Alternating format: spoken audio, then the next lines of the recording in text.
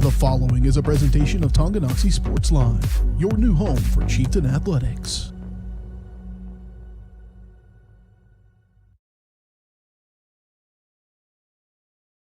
The following is a presentation of Tonganoxie Sports Live. It's time for the Chieftains on your new home for Tonganoxie High School athletics, Tonganoxie Sports Live. Tonganoxie Sports Live is presented by Kansas Insurance, locally owned and operated. Learn more at kansasins.com. Also by Brothers Market, Community National Bank, Midwest Chiropractic Center, SNS Auto Body, The White Birch Agency Realty Executives, Physical Therapy Solutions, First State Bank and Trust, the Tonganoxie Recreation Commission, and Wizard of Paws. It's time for the Chieftains, right here on Tonganoxie Sports Live.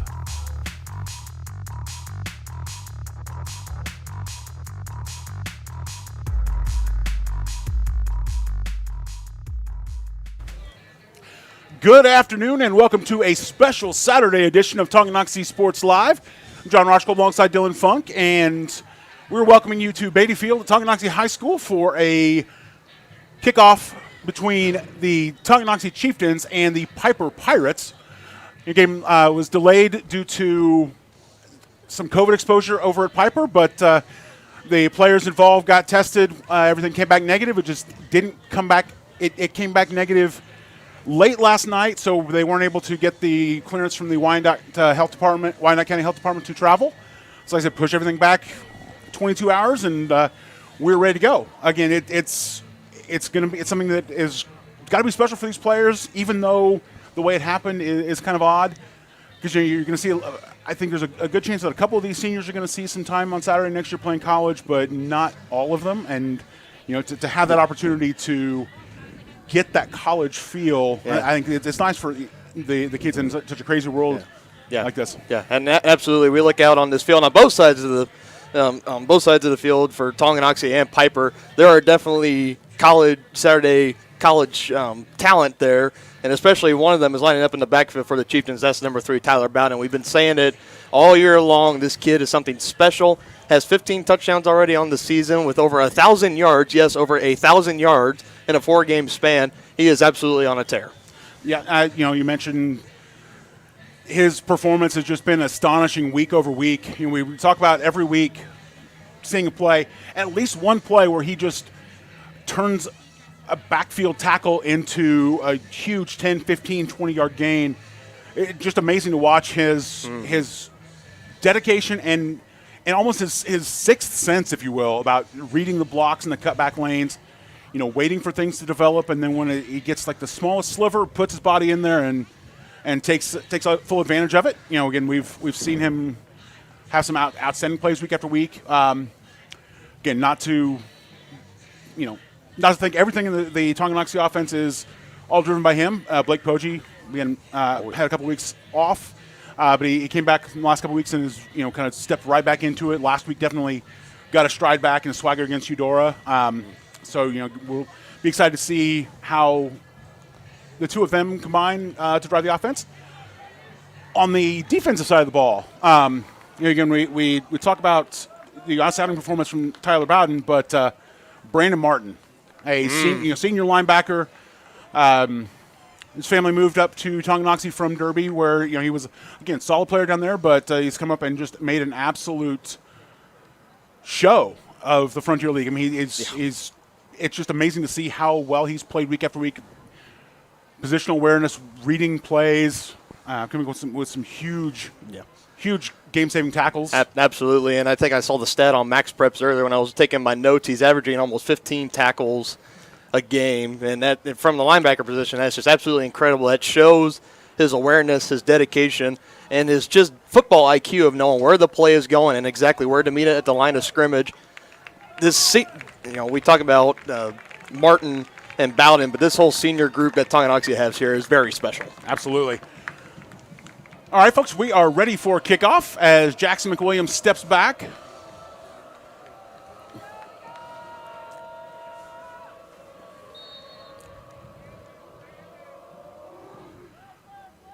Little chip kick to the sideline, out of bounds at the 30. Again, not a huge loss there for the Chieftains. I think he was trying to chip it to, short so that the team would have a little bit of recovery yards. But, kicking into probably the stoutest wind he's faced all season, it kind of drifted a little bit.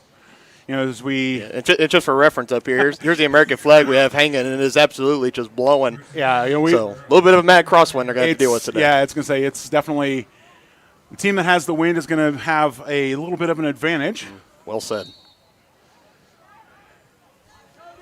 Piper will start with the ball on their 35, 1st and 10.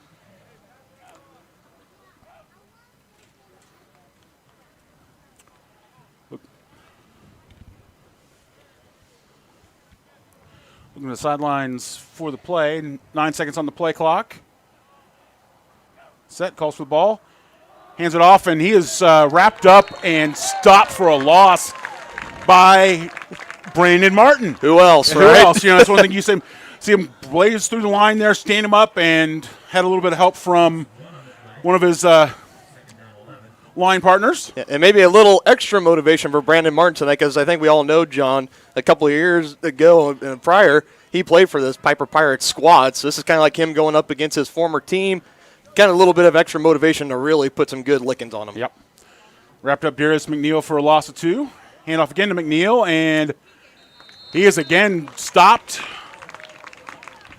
This time for no gain. Let's bring up 3rd down and 11.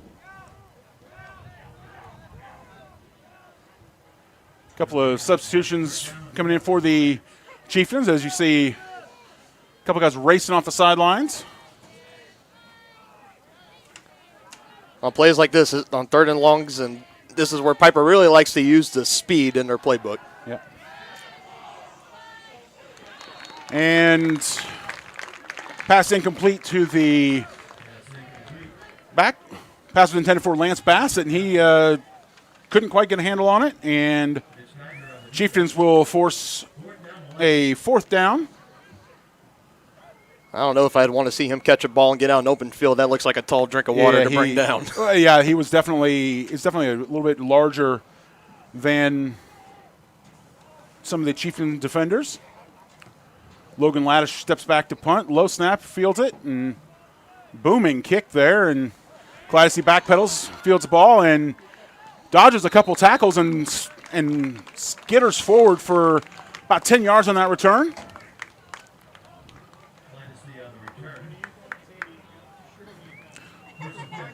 I think this is the first time that the Chieftains have seen a real true punt on the gear.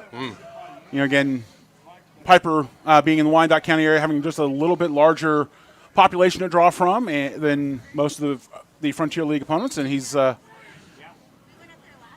shows there as Laddish put a good solid kick on that. Poggi hands off to Bowden, and Bowden again breaks through, breaks a tackle, shrugs off a tackle for no gain, and scampers forward for 9 yards and 10. We'll just call it 10, as the back judge waves his hands to move the chain gang. Already, right away, we're kind of seeing maybe a preview of what's to come later in this game.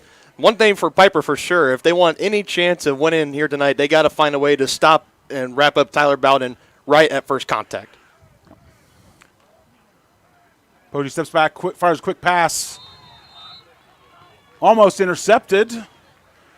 Pass intended for Heston Robbins, but a little bit low, and the defensive back, Devontae Herrig-Britton, diving in, can't quite come up with the grab. Poggi getting back, low snap, hands off to Bowden. And Bowden follows his blockers forward for 3 yards. And Dallas Bond doing a great job coming over from all the way on the other side of the offensive line, kind of running a slip play is what we would call it, when the tight end would just kind of streak across, pick up the defensive end there, opening up that gap for Bowden, able to pick up a little bit of gainage. kind of 3rd and long here. Let's see what the Chieftains get to in the playbook. Gainage, I like that. Again, I got to give you credit for the special Saturday edition. Want to make sure that folks at home know that my partner was the one that came up with that. Handoff to Bowden, and he's going to burst forward and Well, gainage is a good word. I don't know if you can use it in Scrabble, so don't quote me on that. and we've got 4th down and just a You know they're going to just go about for a hair. this. Yeah, absolutely. I mean, 4th down and 6 inches at the midfield line. Put the ball in the hands of your best playmaker. Absolutely. Let him get it for you. And that's what they did, do. and there you go. Again, you mentioned it just a couple seconds ago, but the elusive Tyler Bowden able to take just a little shimmy outside of the grab of Brandon Snell and turn a 5-yard loss into a 5-yard gain. First down for the Chieftains. It's what he's been doing all year. It's just like we say, same song, just different verse. Yep. 2 receivers at the top of the formation for Poggi. Calls for the snap and pistol set. Quick little screen pass to Robbins. And he's going to get forward for 9 yards and change.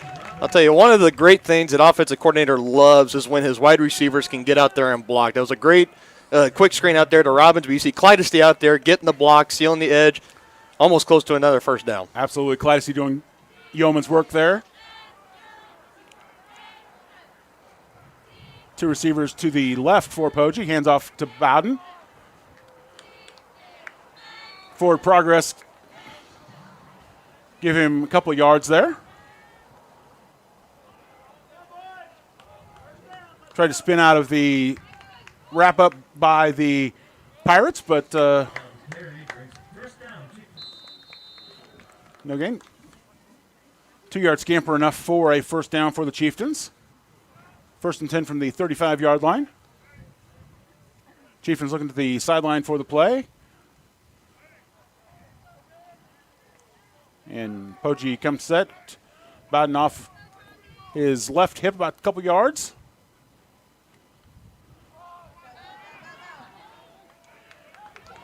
Chug, chug, chug, chug, chug. Again, that's just the amazing yards after contact for Bowden. Yeah, he was first contact came in at the 31-yard line. He picked 32, and he picked up another 3 yards after that. Yeah, he's just like a crazy train, man, with a keyless engine. He just keeps those feet running. It keeps taking him places. Yep. Clydesley joins Bowden in the backfield. Kind of lead block up the center, and Bowden able to sneak forward, find a little hole, pick up another couple yards for the Chieftains. Brings up 3rd and 2 from the 27. I'd probably say, John, for this Tonganoxie offensive line, this will probably be one of their big true tests as far as a defensive line that they've faced so far this season. As you can see, every guy down there on that Piper defensive front, no average small kids on this varsity team. They're all pretty big. Hand off again to Bowden, and he's going to roll forward for another 4 yards. First down. I was talking with the folks next door and the press, the PA announcer and the other members of the press box crew, and we were having that exact same conversation. If you look down the Piper roster, most of the guys are 6'1", 6'2". Biggest guy they have on the roster is 6'5", 290. Talking about a tall drink of water. That's a whole picture. That's a beast. That's a beast right there. Hand off to Bowden around the outside, and he's going to sneak. Gets around the outside and sneaks forward for a good 5 yards, but we got a flag down the backfield. Looks like we're going to be bringing that one back.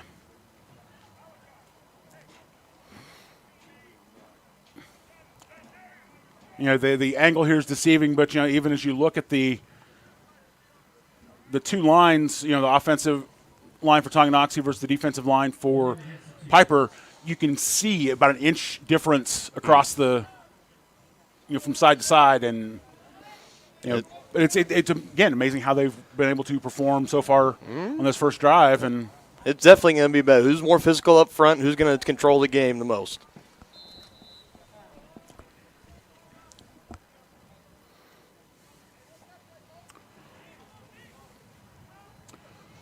Three receivers to the right side for Poggi. Bowden in his hip pocket right side. Calls for ball. Goes back to the screen pass. Fortunately, this time tackled for a 2-yard loss.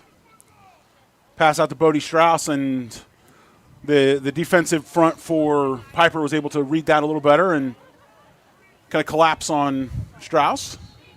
Yeah, I'll be waiting any time now. Chieftains have been very, very heavy on running the ball and those quick screen passes so far this drive. It's got to be a matter of moments now before they try to take the long shot. Yep. Nice little. And we were just talking about that physicality that you got to have with Tyler Bowden. That was a great example right there. Absolutely. You could hear the pop on our crowd mic, but again, Bowden running to the backside of the formation. You said three receivers top side and kind of trying to take advantage of the holes, and picks up a couple of yards, but that's 3rd and 19 for the Chieftains. There's a little play action as Poggi's looking downfield, dumps it off to Clydesty. We got another flag on the backside of the play as Clydesty steps out of bounds at the 27. And I'm not sure the body language from the Piper defender number 2, Corey Macon. It might now illegal receiver downfield. So that's my least favorite penalty again, man. Killer. Well, if you're the Piper defense, I mean, that's a great job there. It looks like you're holding the Chieftains off here. Let's see what the decision is. As expected. That's a smart smart decision there, declining the penalty. Yeah, definitely do not give this Tonganoxie offense another down to work with because they'll make you pay for it. Absolutely.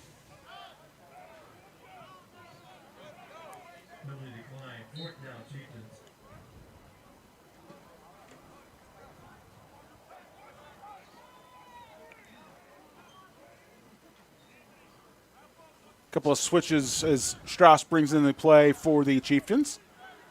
Again, three receivers top of the set. Dallas Bond, the lone receiver on the near side here. Poggi calls for it and goes for Bond. He's got it. And Bond's got it. Touchdown, Chieftains! What was the thing I was just saying a while ago? It was about time we saw the long shot, right? Dallas Bond has been covered one-on-one almost this whole drive. I was just waiting for them to finally go to it. And they do. Pays off for 6 points. Yep. Bond was making that run to the corner, and was able to just stop, get that 2 yards of separation from his man, come back, make the leaping grab, turn around, and punch it in for 6. And even though the ball seemed a little bit underthrown, Dallas was able to get his eyes on the ball quicker than the defender, able to come back inside, go back and get it. 6 points, hopefully 7 here. Yep. McWilliams back, Clydesty with the snap, and it is up and good for 7. Tonganoxie takes a 7-0 lead. We'll take a quick break and be right back here on Tonganoxie Sports Live. To be successful on the field or the court, you need a quality team. To be successful in the real estate game, you need the team at Whitebirch Properties Realty Executives in Tonganoxie. Amanda, Brianna, and Joanna make up this team of like-minded individuals with the goal of making the home buying and selling process enjoyable and stress-free. The team at Whitebirch Properties is in it to win it. Stop by and put together your game plan at 1203 State Avenue, Suite B in Tonganoxie, or call 913-417-1007.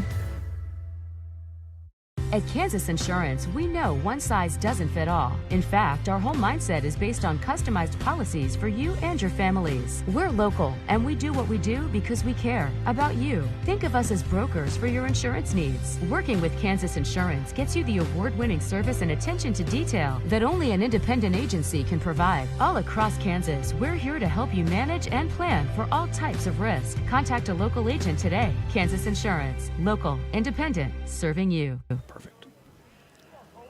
Welcome back to Beatty Field at Tonganoxie High School.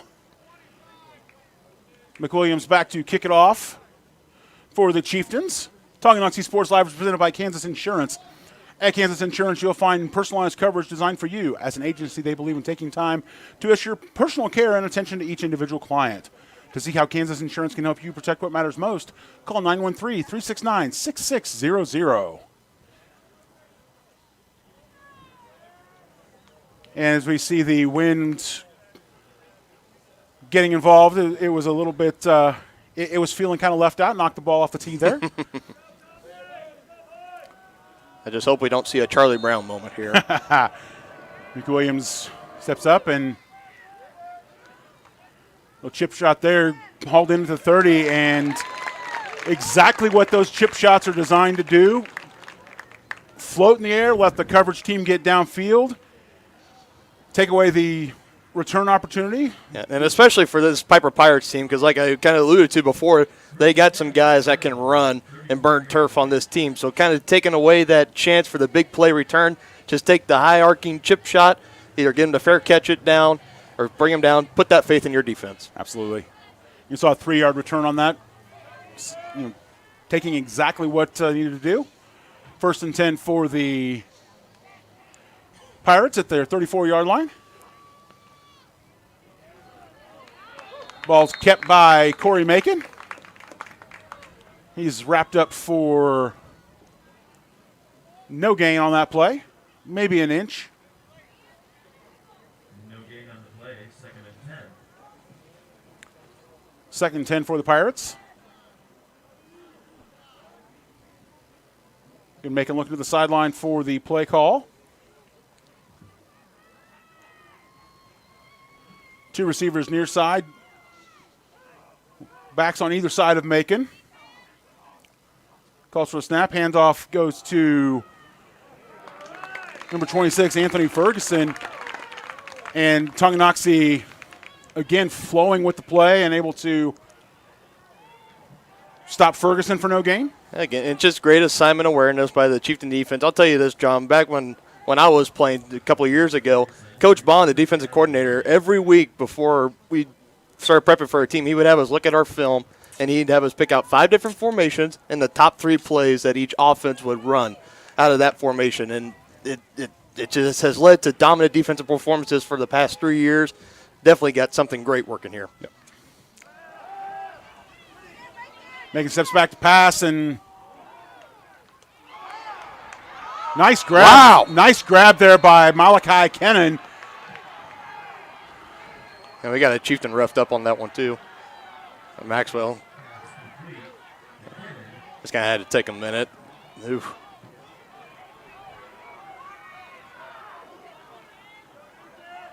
Nice grab there by Kennan. That's all you can really say. Nice grab. Yeah, pretty impressive. Let's move Picks on. up first down and we're going to have flags. I believe it's going to be a false start. Absolutely going to be a false start. You look up and see the entire offensive line jumping, and then the ball snapped, and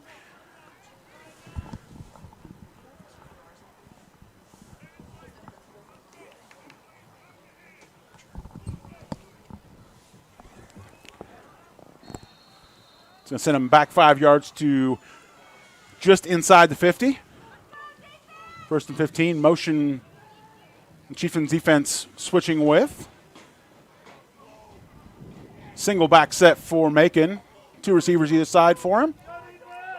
Calls for the snap, steps back to pass, and another false start. So not something you really – that's a cardinal sin for an offensive line. You know, 1 false start penalty, that's okay. You can have that. 2 in a row, no, that's just – you can't have that. That just cannot happen, and Piper takes a great play from Kennan and kind of puts themselves in a big hole there. Now looking at 1st and 20 from the 45.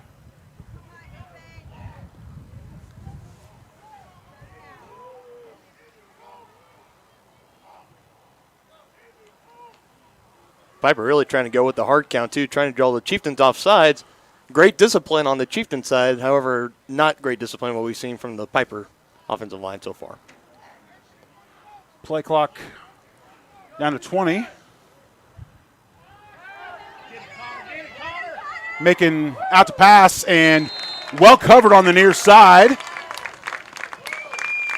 Blake Poggi doing the work as a defensive back. all over Camaro Scott, and Macon's pass was high and out of bounds, but bring up 2nd and 20 for the Pirates. It's very dangerous, too, when you're a left-handed quarterback and you're rolling out to your right and you got defenders chasing you, because if you're going to throw that ball, it's way easier for him to try to get a paw on it, try to knock that ball loose.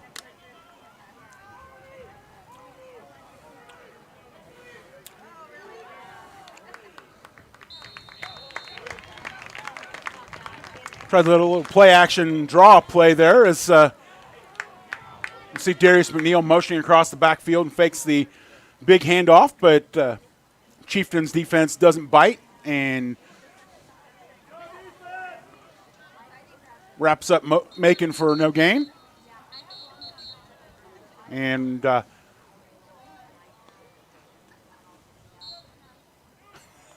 think we're there we go, having some confusion as we've got our, again, since we were 22 hours after we were originally set to start. There you go. Big sack there by Tucker Isaacs.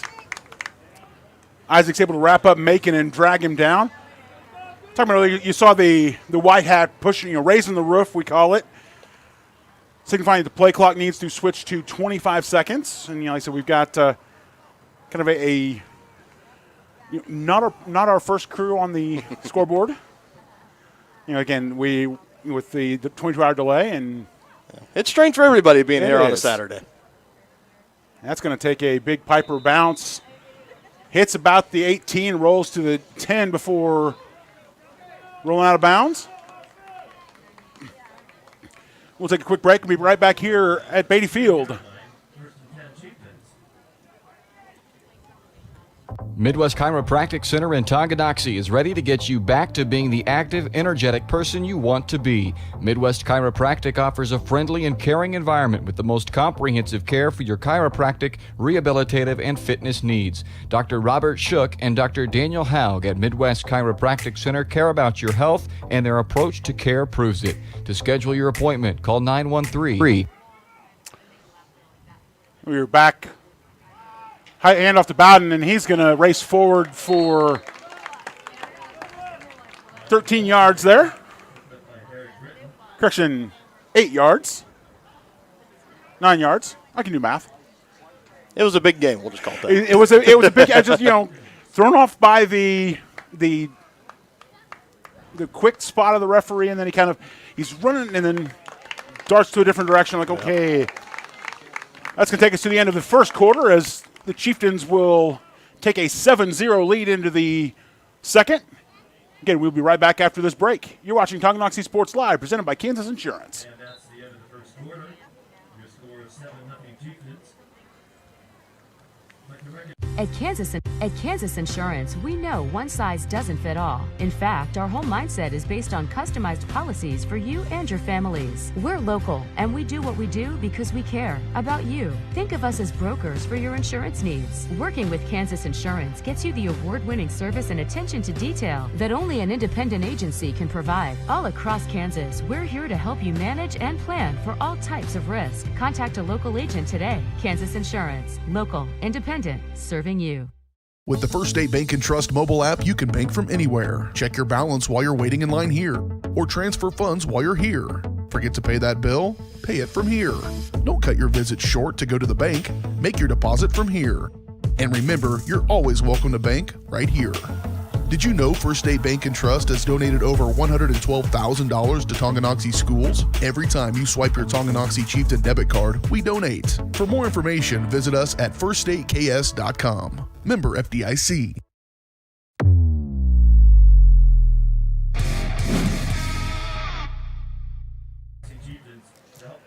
And we're back here at Beatty Field.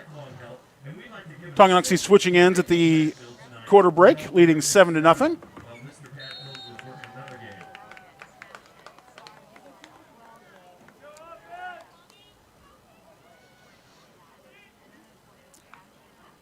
What'd you call for the snap? Steps back to pass. Got him, too. Sends it long.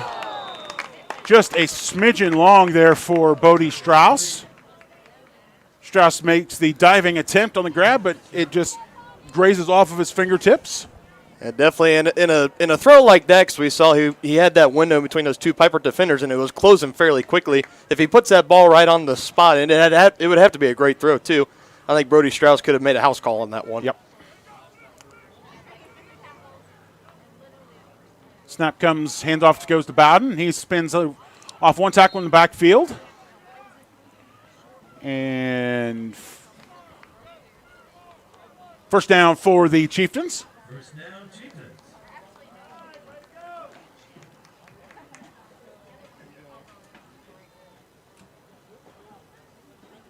Chieftains looking to the sideline for the play call.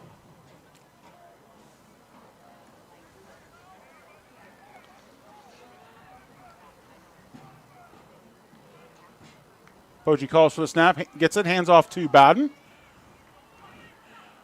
Bowden able to bounce forward for 3 yards after getting in contact at the line of scrimmage. Yeah, credit to Piper. Other than that first drive, they've been doing a better job so far of getting first contact on Bowden, really rallying, getting together, keeping his his yards after contact down to a minimal. Yeah. James Eaton and Sam Clydesty, the receivers near side for Poggi. Poggi calls for snap again, hand off to Bowden, and he's gonna gets tripped up as he runs through the hole, but still manages to fall forward for 6 yards. Sets up 3rd and 1 for the Chieftains from the 30. Kind of reminds me a little bit of a play we saw, I think, week 2 against Lewisburg, where he's on the far side and gets tripped up, but manages to put a hand down and keep his legs moving. But that time, not quite able to keep the run going. Poggi comes set, calls for the snap. Hand off to Bowden, and he's going to pick up first down and then some as he gets some great blocking from his line. As Connor Cole able to pull and seal off the hole. Yeah, and we can go on forever about how great of an athlete Tyler Bowden is. He is not only getting the recognition he deserves from here in 4A and in Kansas, but if we're talking nationally, he's getting recognition as a top national running back in all of the nation. Again, hand off to Bowden. And again, he shrugs off a tackle as Brandon Snell was able to get through the line and had a hand on him, had like a hand and a half, we'll call it, and unfortunately, I think you're going to need 2 hands to get him down. I'm going to go so far as to say he might need 2.5, but Bowden able to do a little hip shimmy and shrug him off and head up, and comes out to take a well-deserved breather. Clydesty in the backfield.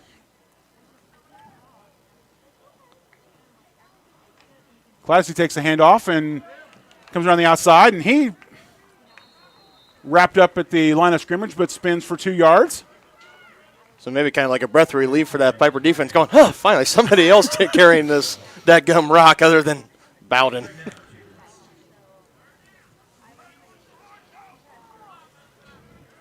Third and 5 for the Chieftains from the 42-yard line. Clydesty still in the backfield for the Chieftains. 2 receivers top of the formation. Poggi calls for it again. That quick screen pass is time to Dallas Bond, and he's able to shrug off his tackler, and nice little stiff arm for 6 yards and a first down. First down, Chieftains. Great job there by the offensive front, making it look like an outside zone run to the right, really selling it, moving all the motion one way while the quarterback throws it back the other direction. Good play, first down Chieftains.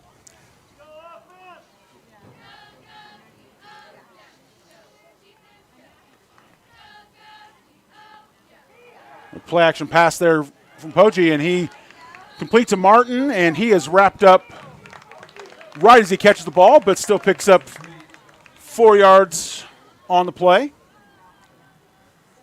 Brings up 2nd and 6 for Tonganoxie.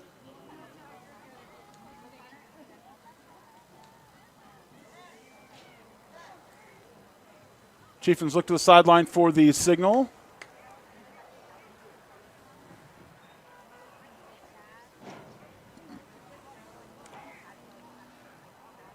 Callidesty and Bowden either side of Poggi. 2 receivers top of the formation. Calls for snap, play action, screen pass this time again to Bond, and he able to make his tackler miss, pick up 8 yards for the first down.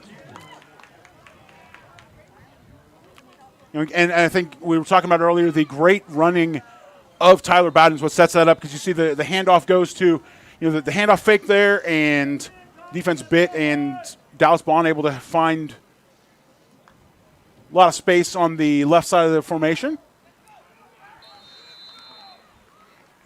Yeah, I mean, this Chieftain offense, that's kind of a cornerstone of it, is kind of those type of run-pass options, RPOs type plays, kind of make the defense accountable for the running back, but also allowing for the passing game to open up, let Poggi find his open receivers. Bowden picks up 2 yards on the first down there. Bring up 2nd and 8 from the 37.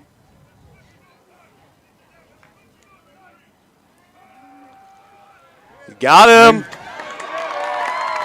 Poggi to Bond. Touchdown, Chieftains! So, all right, we're not out of the first half, and the Poggi-Bond connection has already struck lightning twice. I think a third time we could call it catching lightning in a bottle maybe, but, just great job there again. Just Bond just kind of going up on a go route on the left hash of the field.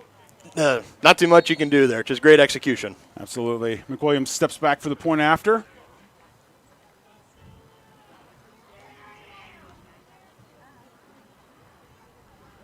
Low snap and blocked.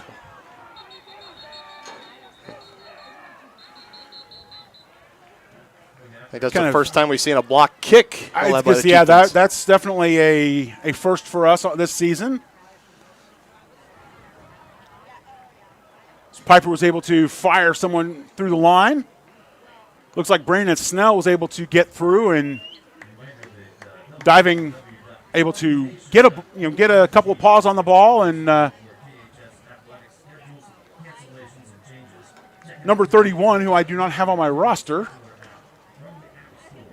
We have a 30 and we have a 32. We have 30 to 32, and anyway, he grabbed it and starts running, but the play quickly blown dead as the Chieftains able to wrap up.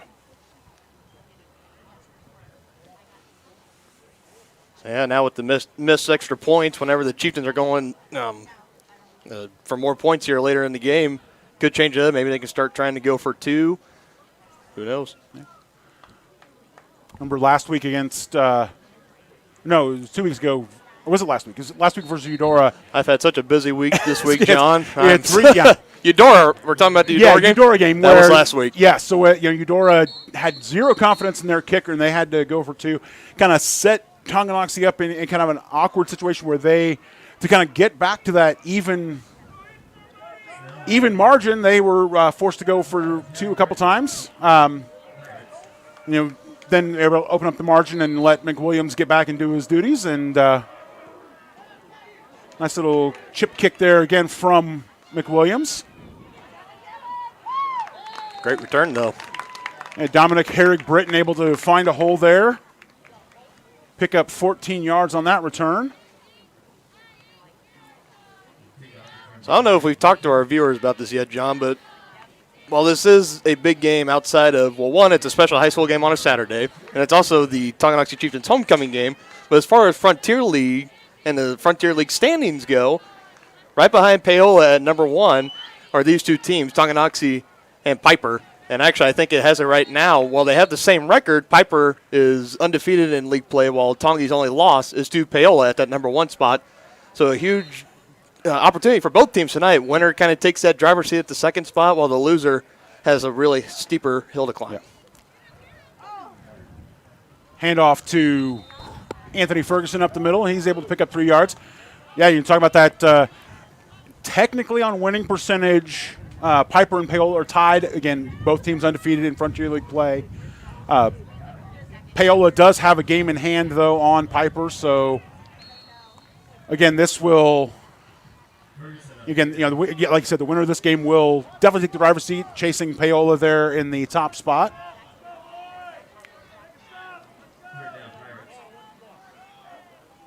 Lewisburg and Spring Hill both with a pair of losses right behind Tonganoxie. The flag coming in late on that play, and We got a Pirate we've down got a the Pirate field. on the field. Official timeout, and then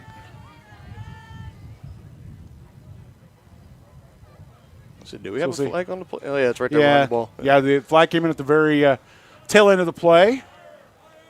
See what we've got as far as the discussion. Okay, so it's going to be run's going to be coming back, holding on the Pirates. Andrew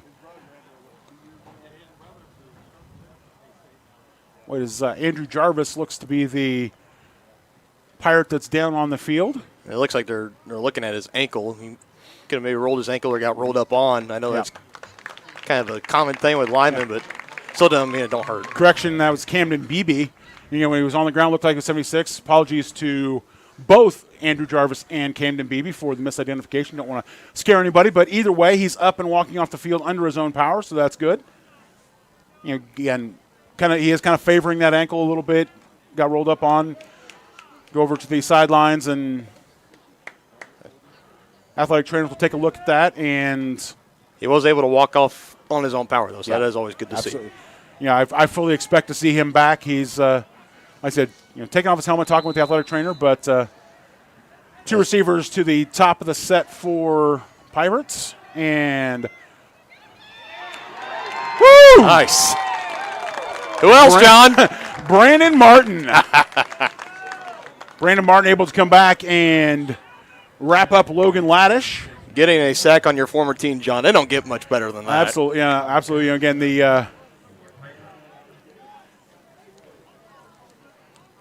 Piper rotating the quarterbacks on possessions, and that time Laddish not able to break free of Martin.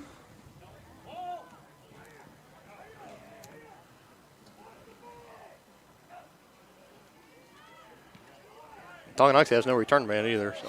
And It's gonna obviously, take a good bounce, I was so. going to say that's one of those things. We talked about having a solid punter. That time, Logan Laddish might have been hoping for the fake punt opportunity, but it closed up and the kick was a little bit off. And Tongi will take over on their 43-yard line, 1st and 10. It looks like John, looks like we got an interesting development. I'm looking down the Chieftains sideline. Heston Robbins, one of the top senior receivers and defensive backs for this team, he has his shoulder pads off, and he looks like he's wrapped up, especially around that midsection, maybe even the shoulder. Yeah, I think he was one of the guys who made that tackle on the diving grab by Malachi Kinnon in the first quarter. Again, that screen pass heads out to Bond. He's able to pick up 4 yards on the play. 2nd and 6. Again, it's the tackle on the far side was made kind of awkwardly on that play. I was wondering, Robinson, got down under him and wrapped him up until he was caught. And they obviously, coaching staff thinking better safe than sorry. Hand off to Bowden, and he picks up 4 yards and change. And as far as that injury, one of the most popular mottos that they have here, Coach Troy and her staff have here in Tonganoxie is next man up. Yep. Absolutely. I mean, be ready anytime, whenever your number's called, give us everything you got. Big chance for somebody here to step up, though, in his absence. Yeah, looks like that next man up is James Eaton. It's the ball. Handoff to Bowden. He's able to streak through traffic, pick up another 4 yards. We talked about this week 1. We talked about it week 2. Opening up average, if you can average 4 yards a play, that's a first down every time, and Bowden does exactly that as Bond picks up 4 on the first down, Bowden 4 on the second, and again on the third. First down Chieftains. And I know at least coming into this game, according to Max Preps, the average yards per carry for Bowden, about 10.8. That will definitely be good enough for a first down by every carry. No, I was going to say, we were talking week 1. He was averaging 10 yards. That pass just off the fingertips of Bond there on the sideline. Pass went deep trying to find Bond. Talking about max preps, we're looking, taking a quick gander at the rankings.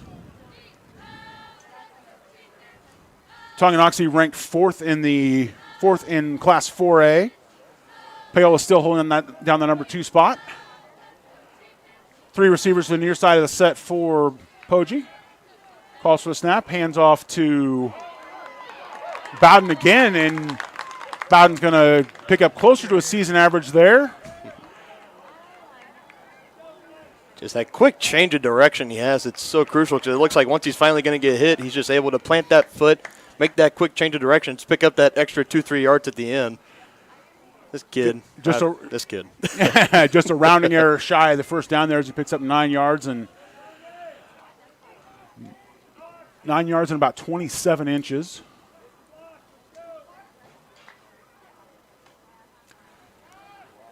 And Poggi's going to slide to pick up the first down there. And looking for the quick pass, but then when the coverage didn't develop, he said, "I'll just take the take a quick little jaunt." And Piper finally learned, cover the streaking receivers, but then again, kind of leaving that middle of the open field wide open. Had short yardage to go anyways. Poggi just said, "You know what, guys, relax. I got this." Yeah.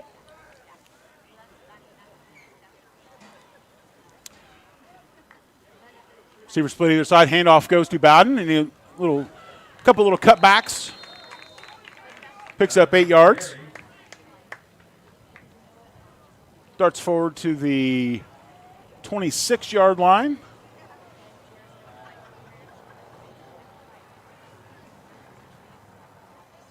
Second and 4 for the Chieftains.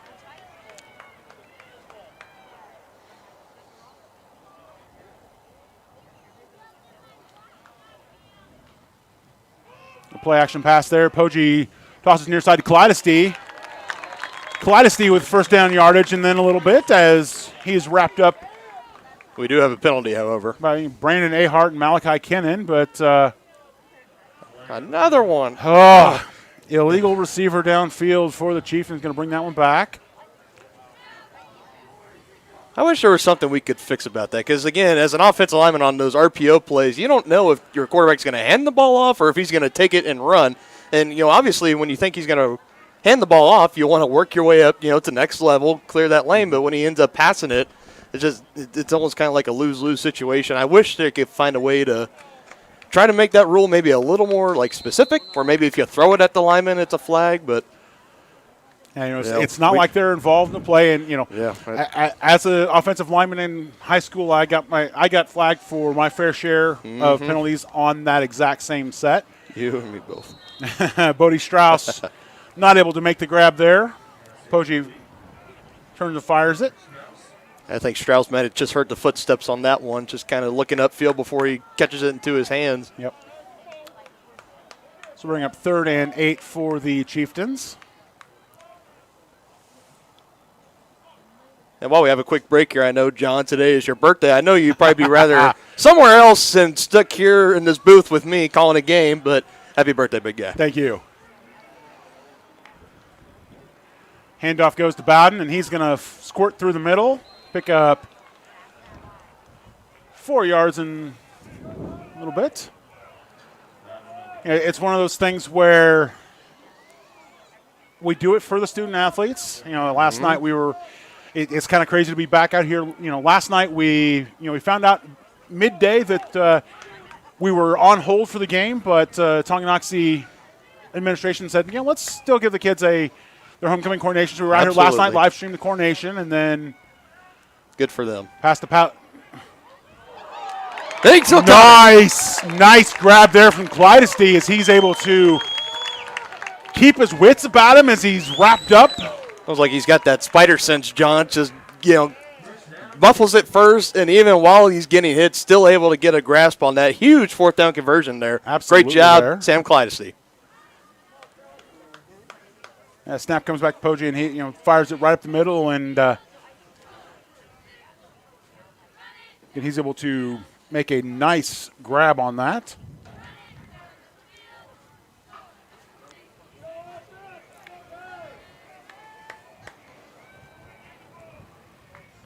Dallas Bond coming in motion, trying to open up a hole for Bowden. Got a timeout on the field called by Tonganoxie. Wyatt Busick, the Pirate, able to get through the line and make the grab there. Just over a minute to go here in the first half. Chieftains looking to punch it into the end zone one more time and take a 3-touchdown lead into the locker room. Yeah, I mean, they got the great drive going so far. They've drained a lot of clock, and they've kept the ball matriculating down the field very well. No better way to end a drive like this before halftime than with a score. Absolutely. And they also get the ball to start the second half, too, so a little double bonus.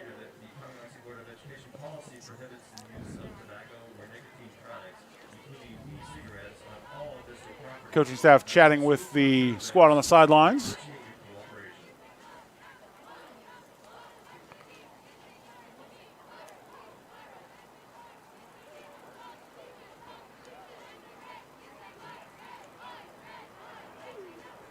Yeah, I know. Such a unique situation, like we were kind of talking about earlier, John, that we're in today.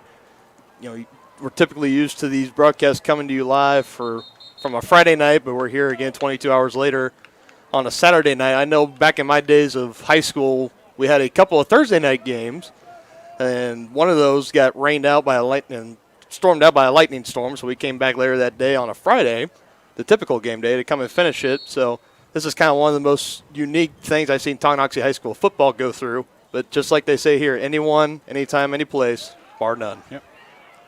Poggi back to pass to Clydesty, and Clydesty able to shrug off a tackler there and pick up a couple of yards. Breaks loose, turns a 2-yard loss into a small gain for the Chieftains. Go with a little tempo here as we're now under a minute. 3rd and 7. Poggi calls for the snap. Near side to James Eaton, and he's able to make the grab. Good enough for first down yardage. Sets up 1st and goal from just inside the 10-yard line.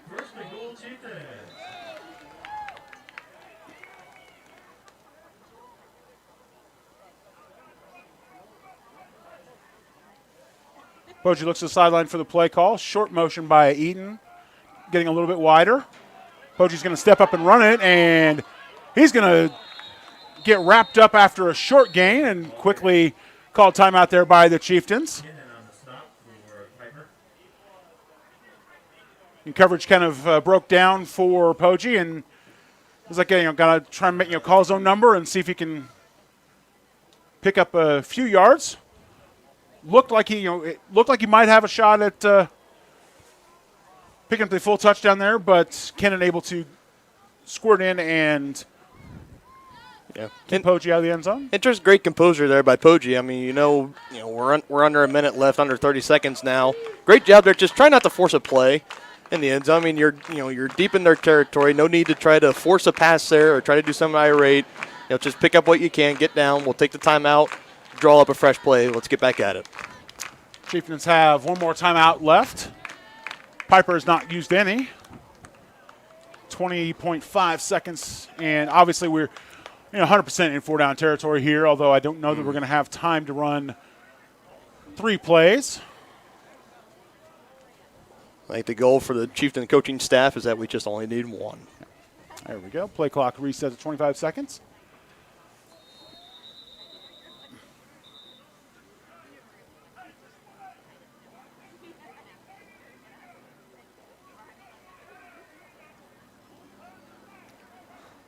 And we're going to have the white hat is stepping over to the near side to talk to one of the Tonganoxie administrators.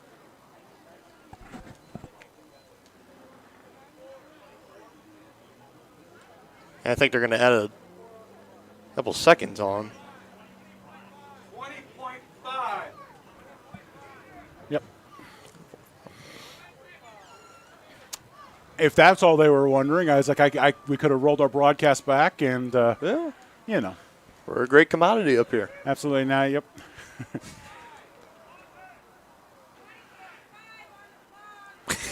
as we are now hearing it Yeah. from the parents in the stands. 5 seconds on the clock. That's a clear view Yeah. of it. Poke my head next door and see if we can. 20.5. Yes, 20.5. Yep. Yeah. Do, do, do, do, do, do, do, do. Somebody told him it's 20.5, right? We have 20.1 now. Poking my head next door. Looks like we've just decided to go with the 20.1.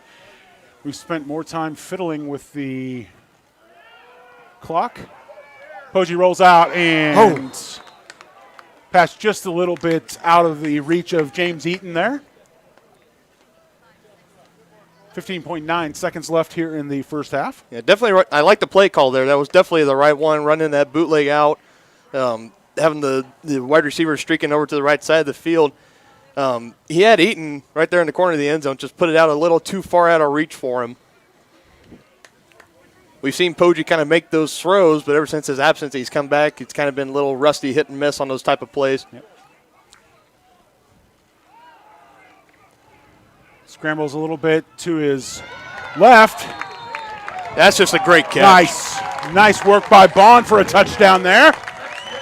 Able to shrug off the coverage and stick around as Poggi scrambles to his left to elude the tackler and is able to make that secondary run just to find enough space for Poggi to find him, and the Chieftains are going to stretch to the full 3 touchdown point margin. Is going for the conversion here.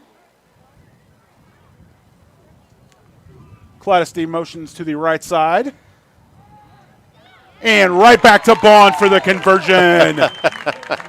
Little slant route from Bond for the conversion. I think that was what they were expecting to see on the touchdown play, but well, I mean, you'll take points how you get them, no matter any way you get them. Usually in hockey, when somebody scores 3 goals, it's considered a hat trick. Well, I guess here in football, Dallas Bond already has the touchdown hat trick, and we're not even at halftime. If I had a hat to throw, I would probably try to throw it on the field, but then I'd probably get kicked out. So. Yeah. Nevertheless, he's got a hat trick. Absolutely. So Chieftains lead 21-0. 9.8 seconds left here in the first half. See what is on tap for McWilliams' kickoff. See if we go for the chip shot or send it deep. I think I'd probably just stick to more of the same. Don't give him a chance to try to make a big return here before halftime. Well, yeah, with the wind blowing, and we know McWilliams has the strength to boot it out for a touchback too. So let's see what they try. He's got the leg to do it. We'll just see what's drawn up on the play call.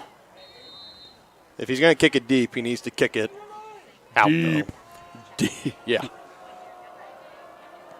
And we go with the chip. Goes for the chip shot, and again, exactly more of what the doctor ordered. And we got a little extracurriculars on the backside there. Takes 4 seconds off the clock for the Pirates, as Derek Duffett and Corey Macon got tangled up and went to ground after the whistle blew. Thankfully, the referee was right there on top of it and realized that there was no malice in that play. It was just a couple of hard-working special teams players trying to make a difference and playing to the whistle, baby. Exactly, doing exactly what they're supposed to do. And lineman comes racing in for the Pirates,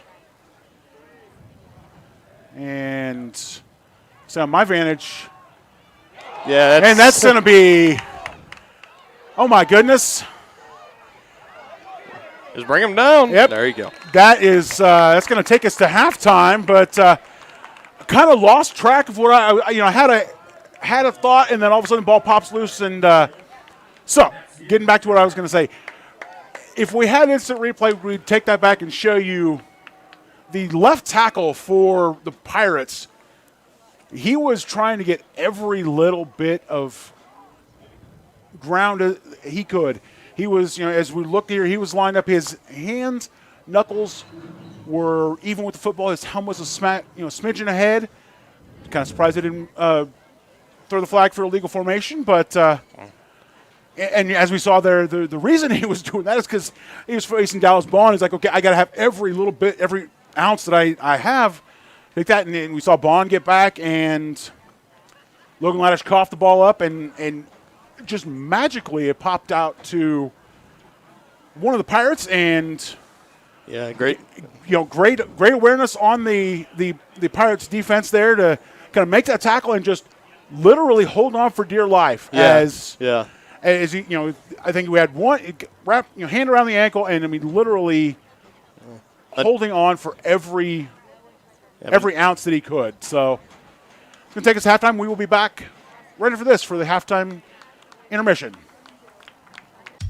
The Tonganoxie Recreation Commission understands that the benefits of recreation are endless. That's why they are continually working to develop programs for all the residents of Tonganoxie. Great programs like the 3rd and 4th grade basketball league and the 4th through 6th grade volleyball clinics. Registration for those programs are open right now and are great for any skill level. For more information or to get registered, go to tongirec.org or call the Tonganoxie Recreation Commission at 913-845-3502.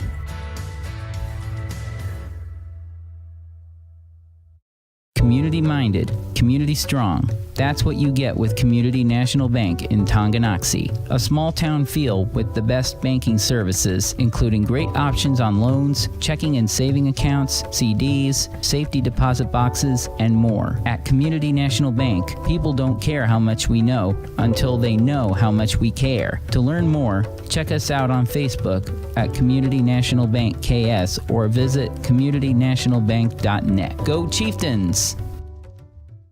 What would happen if I had to pick up the phone, call 911 for one of my family members or one of my neighbors? What would I do if no one was on the other end to respond? What if there was no 911? So you can be a part of the solution. Anybody can be a firefighter. Male, female, younger, older. We have school teachers. We have leaders in business. Is me, you, anyone that wants to be. There is no typical firefighter.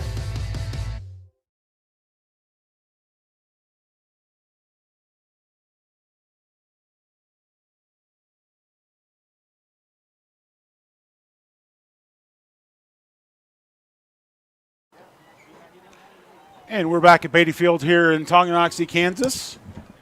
Chieftains leading 21-0 here as we go to halftime.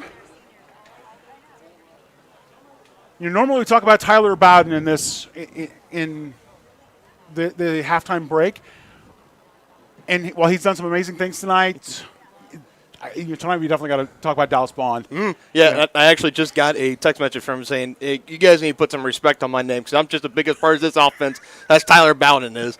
I mean, 3 touchdown catches already in the game, John. I mean, him and Poggi just got it clicking. Yeah, 3 touchdowns and a conversion. Dallas Bond is the offense for Tonganoxie tonight. Again, nothing against McWilliams. He's tacked on a couple, an extra point there, but he's just been the bigger part of the offense. Yeah, I was going to say, when you score 20 of the 21 points for your team, that's a solid number. Again, we talked about being a Saturday college.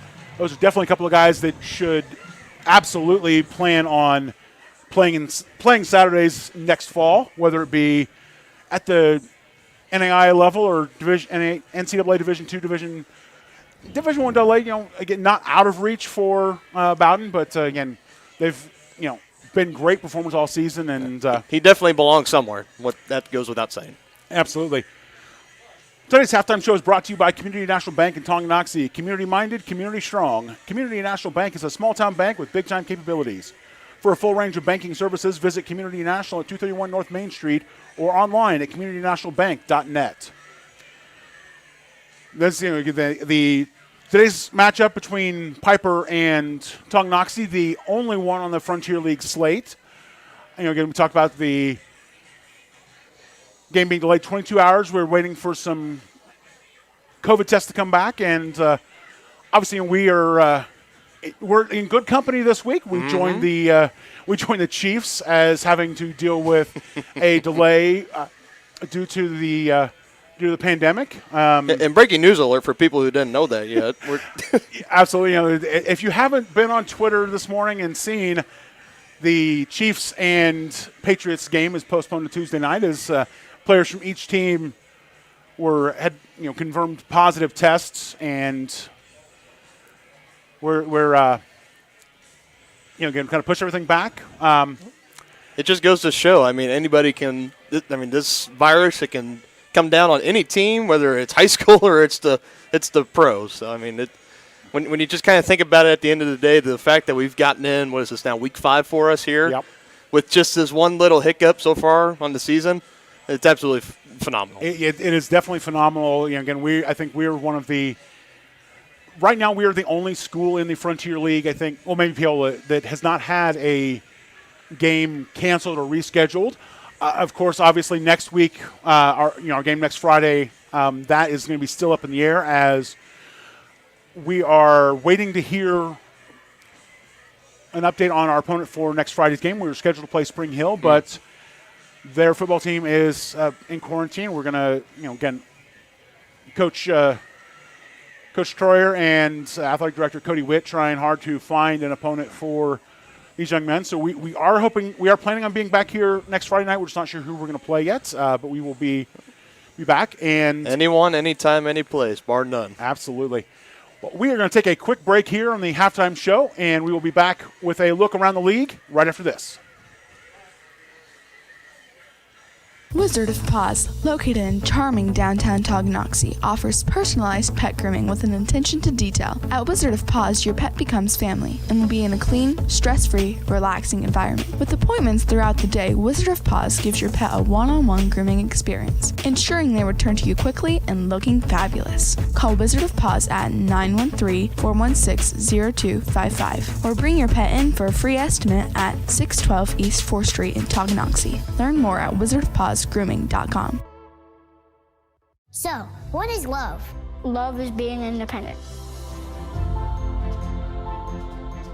Love is dancing. At Shriners Hospital for Children, love is a new smile.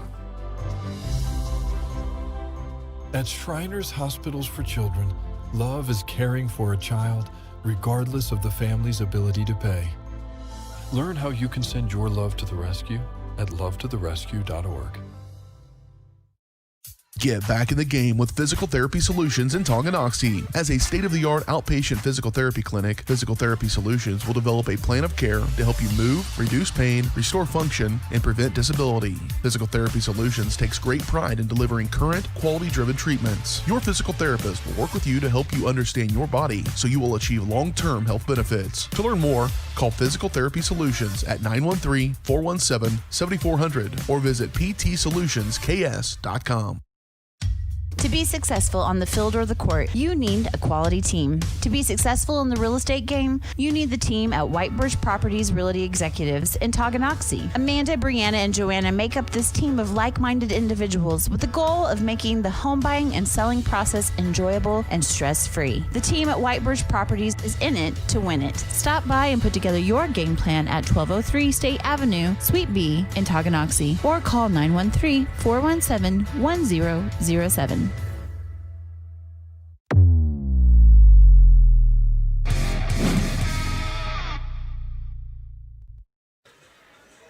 And welcome back to Beatty Field here in Tonganoxie, Kansas. John Rochkolb alongside Dylan Funk, bringing you Tonganoxie Sports Live's special Saturday presentation of Tonganoxie football. I'm going to start charging you $5 every time you say that. Royalties, I'll tell you what, I will buy you a drink at Sonic after we're done. Oh, don't tease me with a good time, Mr. Rochkolb. So, again, we came back for a look around the league, and, again, we are the only squad in action today. Last night, Bonner Springs traveled down to Ottawa and came away 37-24 winners on the night. Lewisburg down to Eudora 14-8. Paola hosted Wamego, and they were not very gracious hosts. They put a 48-7 drubbing on Wamego. Well, that's rude of them.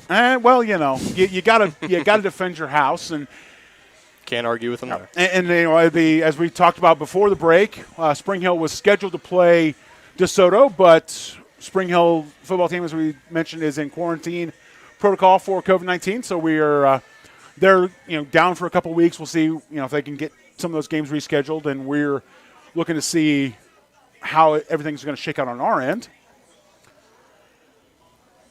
Again, Tonganoxie currently sitting second in the standings, but really it's down to that one game against Paola, because we kind of take you around the league looking at some of the statistical leaders. Blake Poggi coming into today's game with just, playing in 2 games on the year, leading the league in passing yards overall and by average by a far sight. You're coming in with 491 yards in the 2 games and averaging 245.5 yards a game. Yeah, I mean he's just absolutely been pretty phenomenal in all games, especially that first opening against Baser. And another thing to remember, John, that when that Paola game happened, Poggi's absence was still there, and Gabe Bailey was under center, still only lost by a touchdown. So given what Tonga was able to put on the field against Paola, a couple weeks ago, again, with that being their first loss, no shame in that. It's Paola. You can tell, Tonganoxie and Paola, they're kind of the top dogs here in this league. Yep. There could be a potential for a playoff meeting for these 2 teams. Absolutely. You mentioned Gabe Bailey, and he's ranked 4th in the league still. There you go. With 109 yards over in 2 weeks. And again, the bulk of that coming against Paola, because the first week he was in, the Chieftains really rotated back and forth on the Wildcat set with Bailey and Clydesty, kind of getting equal numbers on the snaps there. Again, check over to rushing, and that's not even close. Tyler Bowden currently comes into today's game with 1,096 rushing yards. Goodness. My quick math says that he's blowing out the competition, right? Yeah. According to on the Max Preps reporting, and again, take this with a little bit of a grain of salt because not every team reports things through Max Preps. Right. But he has more yards than the next 10 players behind him at least. Yeah, again, when the next closest person to him is Jace Smith from Bonner Springs, he's averaging more yards a game at 274 than Smith has on the year. Yeah, and that's astounding. Yeah, and again, take that with a little grain of salt because we don't know what teams are reporting and which aren't. But nevertheless, Tyler Bowden, he has to be sitting comfortably up at the top of the leaderboard. And when college coaches are looking at that, they're going to go to that, and that's, it's all about presentation. Mm-hmm. When you go to that and you're able to say on your college resume, I'm the top-ranked rusher in the Frontier League. They're not necessarily going to – they'll look and they'll see, but they're not necessarily going to – they're not going to dig too much more into that. And his resume goes beyond that, too, because with the past 3 years when he was competing at Lawrence Free State, starting as a freshman, and all 3 years he played, he broke the single-season rushing record set by him in each of those years for Lawrence Free State. So the kid's got one heck of a resume. He's got some stout stuff for his resume. Mm-hmm. Tonight's offensive showcase, Dallas Bond, again coming into tonight's game, leading the league in receiving yards. I think he's going to put a little bit of a cushion there tonight, as he's already got adding 3 touchdowns, now 6 on the season. Comes in averaging 49.5 yards a game, really solid there. Scoring average, we're not even going to talk about that because you've got, when the top 3 guys are you got top passer, top rusher, and was Bond top receiver? Yeah, when we've got top, on the scoring, just straight up points, top 3 and 3 of the top 5 all have the Tonganoxie Chieftains logo on there. Tyler Bowden obviously in the lead with 92 points. Jackson McWilliams is it's hard to say a quiet 22 because he's been great on the extra points, knocked through a couple field goals as well. Sam Clydesty with 3 touchdowns for 20 points, and then Dallas Bond, obviously he's going to be jumping up that tonight with a so make it 4 of the top 5. As I say, it's just an amazing stat there. Yeah. Flipping over to the defense again, Tonganoxie ruling the leaderboard there as Brandon Martin and Heston Robbins. 108 tackles between the two of them. Martin with 68, Robbins with 40. 6 tackles for loss for Martin. Just, it's amazing stuff. And Martin's a game behind, too. That's another thing that's impressive. He wasn't there for that Bates-Linwood game. He wasn't available. So given the numbers that he's helping put up, just putting it in perspective like that, even more just crucial to what he brings for this defense. Absolutely. And interceptions, again, of the 5 that are reported on the season, Tongie's got 3. Jacob Maxwell with 1, Andrew Colvert with 1, Sam Kaleidesty with 1. Again, solid work from both sides of the ball there. And then obviously we're going to go, looking at the rankings and the kickoffs. Well, we can't talk about that because not many folks are reporting that kickoffs. We're going to step away for our last break on the halftime show, and we will come back for the second half of action right after this.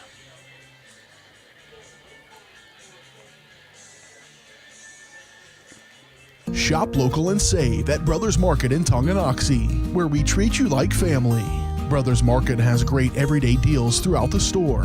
Enjoy fresh cut steaks from the meat department, the freshest fruits and vegetables from the produce aisle, and savor the flavors from the bakery.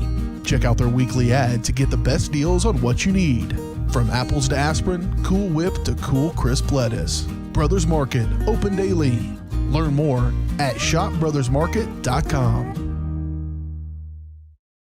Everybody can make something, because I think everyone has a spark of creativity, and the reason that I have to keep making is because I don't think my life would be as fulfilling without it. If you make things yourself, that means you're not cowering in fear. You're out there taking chances. That, I think, is my way of saying I love you to the world. All right, now I want to hear why you make. Share your own Why I Make story today. Visit whyimake.org. The Tonganoxie Recreation Commission understands that the benefits of recreation are endless. That's why they are continually working to develop programs for all the residents of Tonganoxie. Great programs like the 3rd and 4th grade basketball league and the 4th through 6th grade volleyball clinics. Registration for those programs are open right now and are great for any skill level. For more information or to get registered, go to tongierec.org or call the Tonganoxie Recreation Commission at 913-845-3502.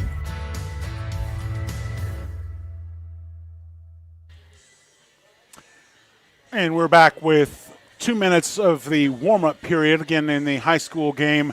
Got a 15-minute halftime break, and then the teams are allowed 3 minutes of additional warm-up. Definitely going to be needed today as it's an overcast, mid-50s day. Again, gorgeous day for football, but it's a beautiful fall evening. And so the overcast could kind of do without that. Chieftains leading Piper 21-0. I was like, why am I stumbling over that? Again, we talked about earlier in the season, Tonganoxie and Paola was a game of the top-ranked teams in 4A. And at that time, Paola came in the number 2 ranked team, Tongi number 3. Even with the loss, the Chieftains have only dropped 1 spot in the standings in the state rankings. According to Max Preps, they fall to 4th on the year. Just a few points behind Andover Central. Solid school there.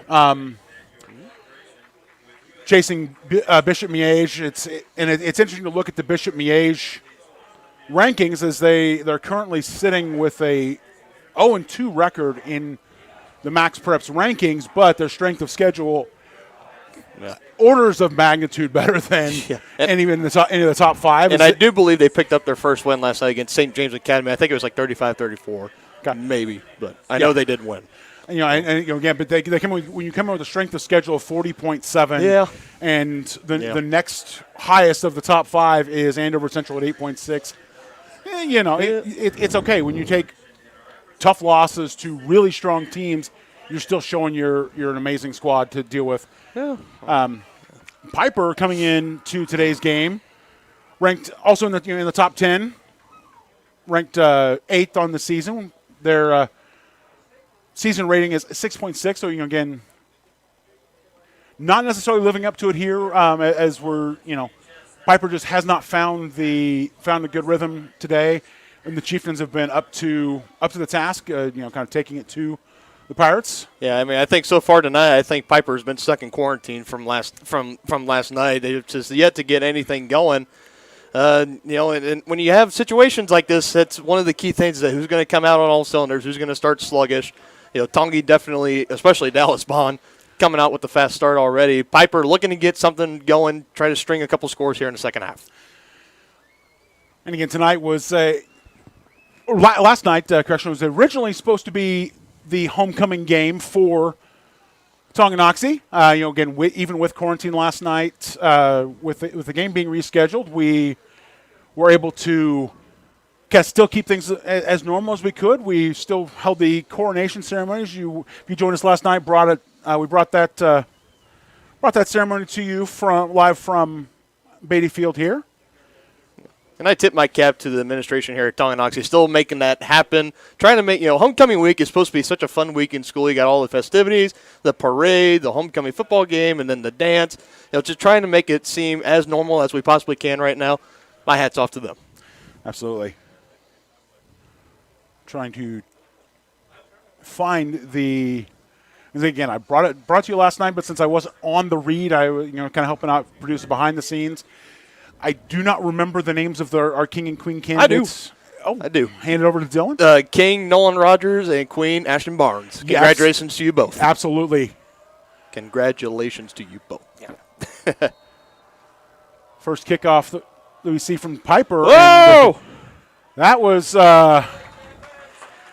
takes me back to week one as the onside kick there. Very reminiscent of what the Chieftains did for their first couple of kickoffs against Baser Linwood, but you get flashbacks to that. I get flashbacks to the Saints-Colts Super Bowl. The Saints coming out of the second half, kicking the onside kick, trying to catch them off guard. Almost worked there, but great recovery there, great awareness by the Chieftains. Great field position. Devin Spleichel able to convert his mindset and make the grab, fall on it really quick there. Cladesty motions inside, handoff goes to Bowden, and he's going to push the pile forward for 5 yards there, just inside the 50. Yeah, he was really more kind of held up at maybe a 2-3 yard game, but the offensive line just getting behind him, pushing the pile, picking up the extra 2. I love that as an offensive lineman. I always love those when I got the chance to get behind, give him the extra push. I'd love to see it. Very reminiscent of a rugby ruck there as the pile just forms and kind of keeps on moving. 3 receivers left side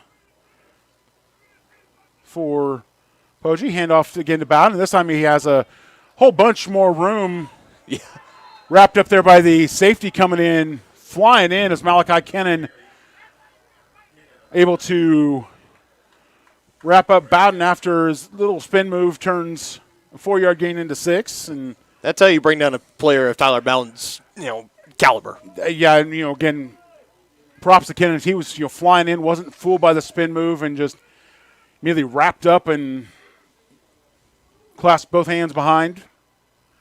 Cladesty motions and almost. Poggi fortunate to get the ball away there, and the Chieftains kind of lucky not to have it picked off there. As I think they're pretty fortunate they didn't get Blake Poggi decapitated on that. Lance Bassett's just coming almost unblocked. He's making a straight line, and Poggi, kind of rolling back over and seeing it. Able to get rid of the ball quickly there, avoiding the sack. But again, also lucky, then throw an interception, make a turnover. 2 receivers either side for Poggi. Bowden a couple yards behind. Cladesty again in motion. High snap, hands off to Bowden, and he's going to find a hole and then some. Dodges a tackle or two, and up a sideline, streaking, pushed out just in front of the 20-yard line. There's more of those runs we've been more accustomed to this season, finally breaking off a long one here in this game. Give credit to Piper, though. They've kind of done a great job keeping those big runs bottled up all the first half, coming around to bite them, though, here in a second. Bowden able to scramble for 27 yards there. Little stutter step as he was coming through the line, and then just out-racing 3 Pirate defenders. Poggi calls for hands off again to Bowden. Excellent cutback there by Bowden as he finds a hole. Up the middle for 9 yards on that. Takes the ball down to the 15.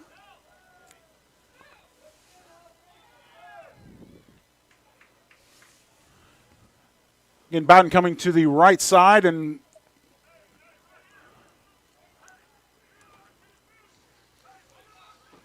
we talk about his vision all the time. He's just finding that cutback lane, getting in the open field, making plays. Seeing how Tucker Isaacs got held up a little bit. Again, handoff right up the middle, picks up another 10 yards.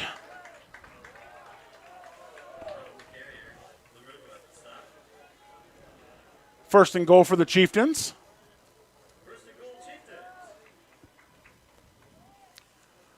Going back to 2 plays ago, Tucker Isaacs had his man stood up and was getting kind of shifted to the outside, but again, great blocking awareness, running awareness by Bowden.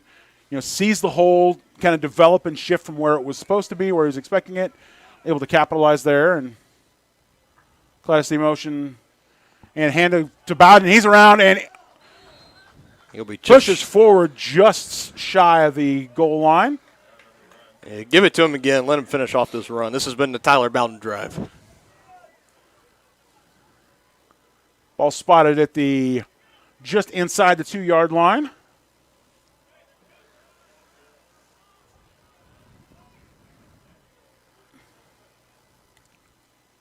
Bowden 2 yards behind Poggi and hand off to him and almost untouched for the touchdown. We're going to see what the flag on the play is. Looks like it might, by the body language, I think Brandon Martin is going to get whistle for holding.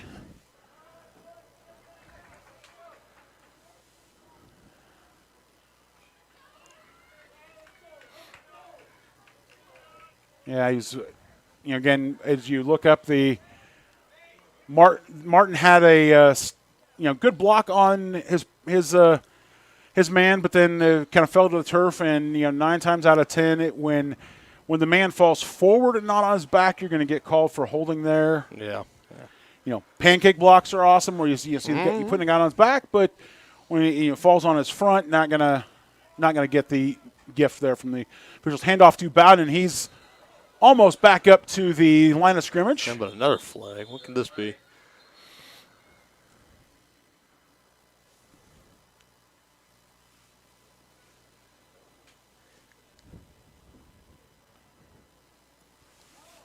Looks like one of the judges calling a penalty on Tongi, it looked like. Yep. And Tonganoxie is already moving back.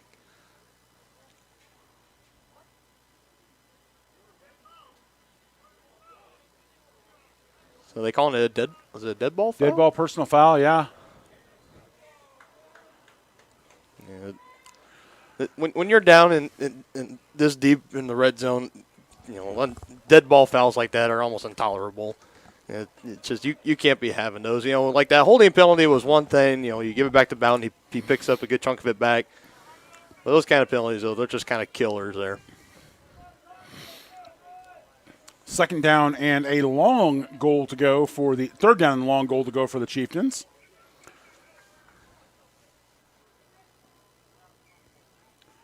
Poggi looks to the sidelines and Bowden in the left hip pocket. Two receivers either side.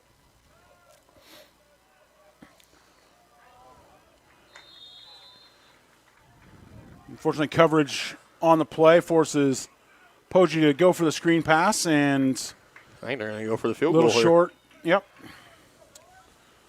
Martin steps on with the tee, puts the block down, getting his spot. It's going to be a 36-yard attempt.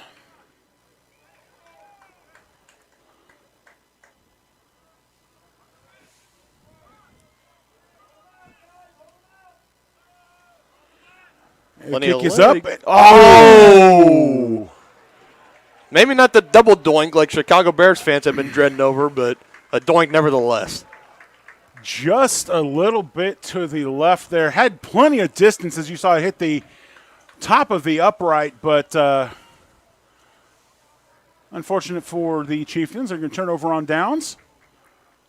Although fortunate for the Chieftains, the rule in high school is still the ball is given from the line of scrimmage, not the spot of the attempt. So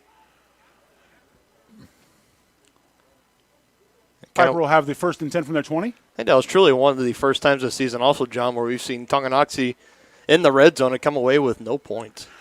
True, yeah, it was very uncharacteristic, but again, gets back to penalties are killer. Yeah. Whether they're dead ball or not, again, the dead ball is definitely the worst of the two, but penalties on back-to-back plays. Absolutely, I agree. And defense is going to step up and make the stand there. His handoff to Anthony Ferguson. He's wrapped up for short gain. Spotted for about half a yard.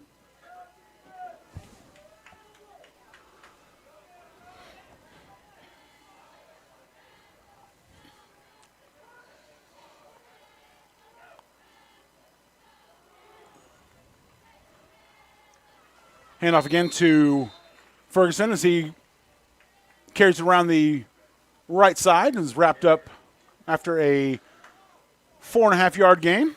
Brings up 3rd and 5 from the 25-yard line, correction.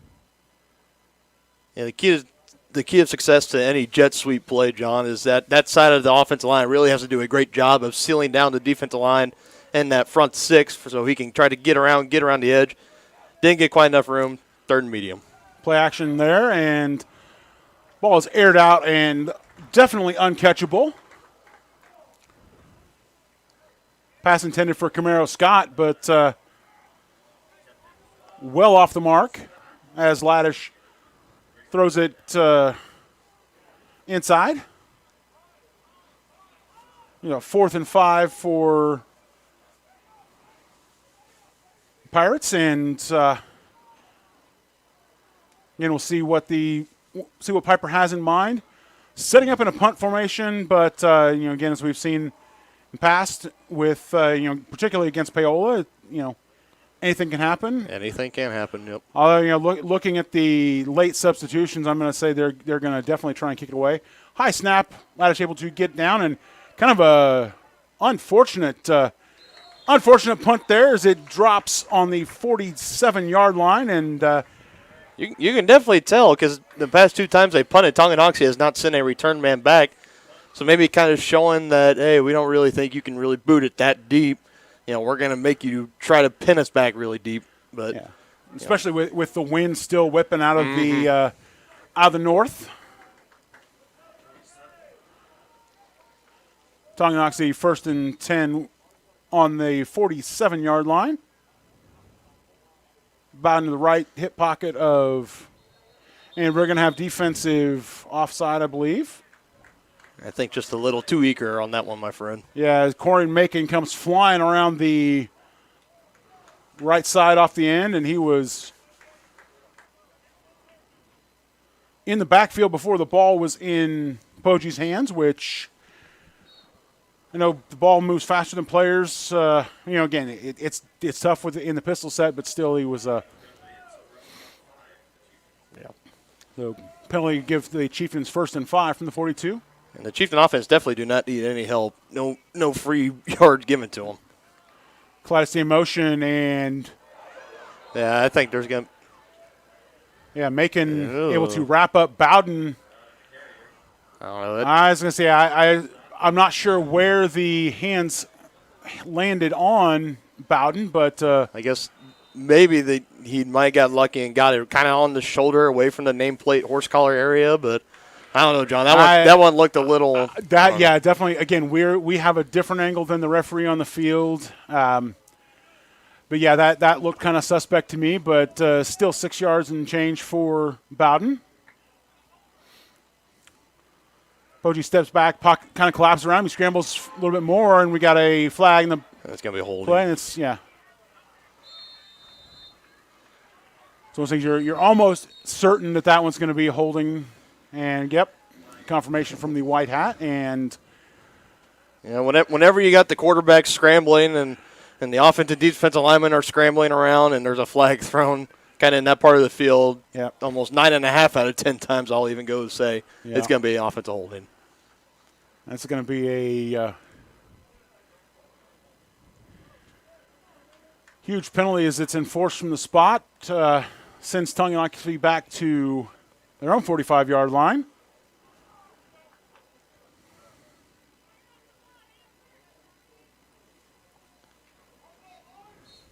So first and an acre. First and 31 from the 45-yard line for Tonganoxie. Hand off to Bowden, and he's going to chew at least 7 of that back. Must be nice knowing when you have a first and long like that and you can give it to your running back and he's still going to pick up a pretty decent chunk of it back. You know, we're talking about we're averaging 4 yards. That's about a third of the first down distance. Not a little shy of that this time, but still turns a first and long to a second and at least manageable long. Second 24 from the 47-yard line. 48-yard line, correction. Pogie's going to step up and run, and he's going to just and get brought down by Malachi Kennan.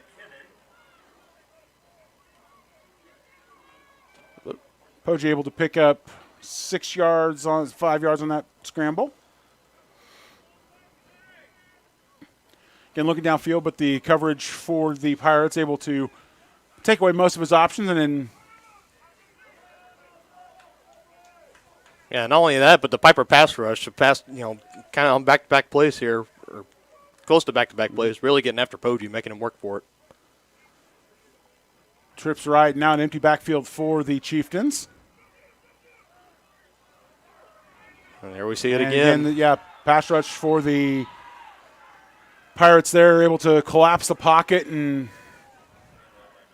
give that a coverage sack as Lance Bassett in the middle of coverage there for Piper. Yeah, pass rush, just doing a great job getting back there to Pogie, not giving him the time to let the play develop, give him the time to look at his options, wrapping him up for the sack, and then forcing the punt. There's a nice punt there from Pogie. Fielded on the 10-yard line. And Malachi Kennan able to bring it out 15 yards there. Talked about this against Paola, but Tonganoxie also one of the many teams that kind of has that rugby-style kick. Leave your first string offense in, see if something develops, but then if not, Pogie able to poke it away, and solid punt there from Pogie as he sends it down to the 10, but again, good return from Piper. That's great, and it's something you see very commonly here at Tonganoxie High School, and especially earlier this season, the other team I saw do it really well was Paola, and we saw it that one time. Chieftains didn't really send any pressure. The punter just kind of said, well, all right, or the quarterback said, all right, I'm not going to pooch kick it. I'm just going to run and pick up the first down.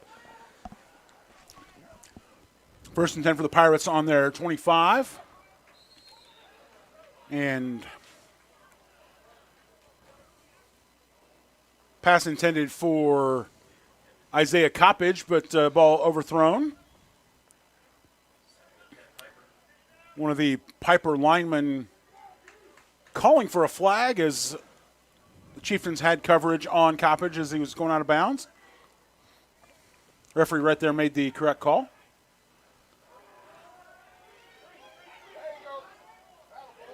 And Chieftains wrap up the little dump pass to Kennan. And they have Laddish kind of on his back foot scrambling, and he's forced to look for the easy dump. And Chieftains linebackers there to wrap him up. Just so far tonight, other than that spectacular grab we saw McKinnon in the first quarter, absolutely no momentum going for the Piper offense so far. Yeah. Laddish forced to scramble there, and Brandon Martin right on the spot for the tackle. Just great open field tackling there, killing them down at the legs. That's how you tackle. Yeah, doesn't bite on the jab step fake from Laddish. Pirates forced to go for it on 4th and 4 on the 31-yard line. 3 receivers right side. Laddish looks to the sideline to check. 14 on the play clock. Now they switch to the full shotgun formation and a really high snap, and is able to get the punt away.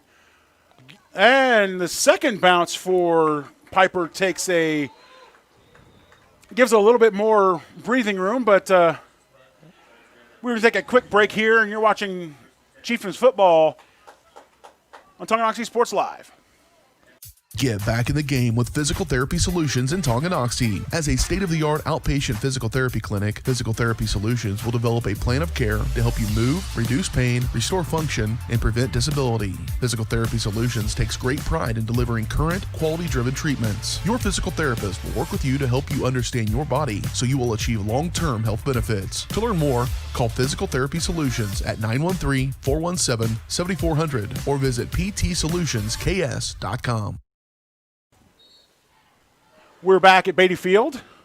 Chieftains take over 1st and 10 on their 44-yard line. Pistol set, quick screen again to Dallas Bond, and he's able to dodge his first tackler and not the second, as he's brought down for 2 yards. On that punt there, the Pirates were kind of fortunate that Isaiah Coppage wasn't in the way there, because he was a little bit close there, and that first bounce kind of, bounded back and then caught the nose of the ball and gave him a little bit more breathing room. 2 receivers either side of the set for Tonganoxie. Bowden breaks through the middle, picks up 6 yards. So he's calling 8 yards on the first down play as he moves forward to 3rd and 2.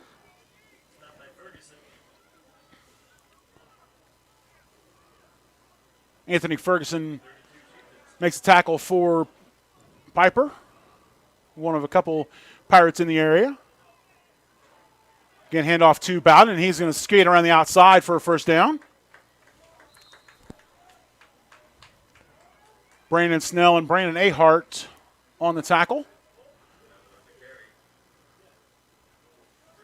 It's also impressive. Again, we always talk about how impressive Tyler Bowden is, from his elusiveness to his vision, but also I think for me, his ability to kind of run big and then get small. As we see it many times, he's not afraid to get small, lower the shoulder, power through and breaking the contact there.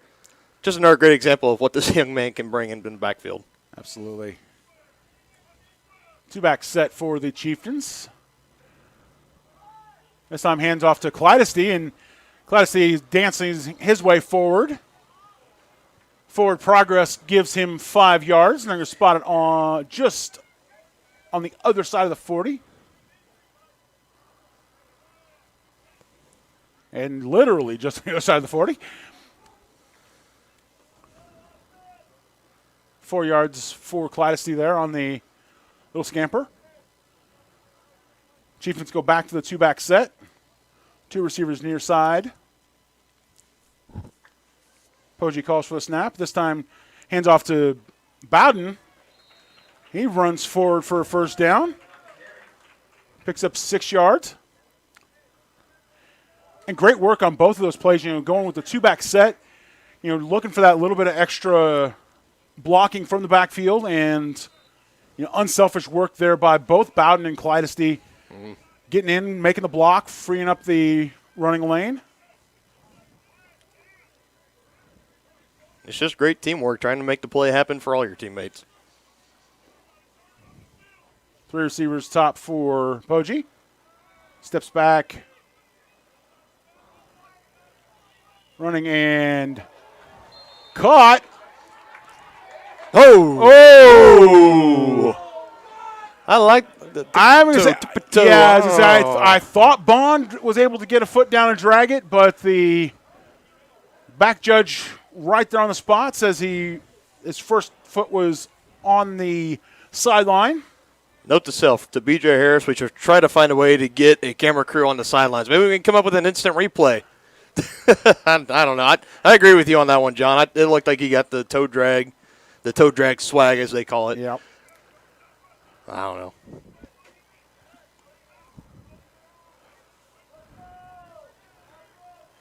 Two receivers either side of the formation for the Chieftains. Cladesty lone back.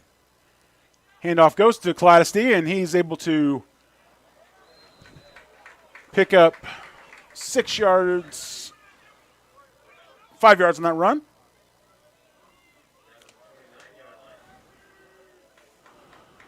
Yep, four's up. Four's up. We're going to head to the fourth quarter.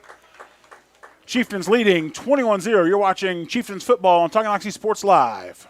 Wizard of Paws, located in charming downtown Tonganoxie, offers personalized pet grooming with an attention to detail. At Wizard of Paws, your pet becomes family and will be in a clean, stress-free, relaxing environment. With appointments throughout the day, Wizard of Paws gives your pet a one-on-one grooming experience, ensuring they return to you quickly and looking fabulous. Call Wizard of Paws at 913-416-0255 or bring your pet in for a free estimate at 612 East 4th Street in Tonganoxie. Learn more at wizardofpawsgrooming.com.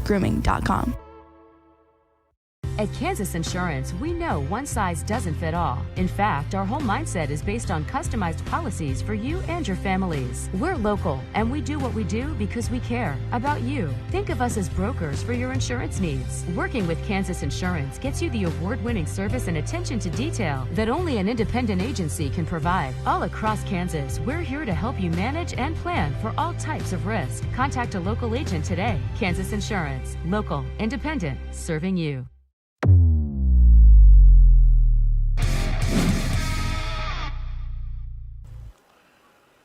And welcome back to the fourth quarter here at Beatty Field.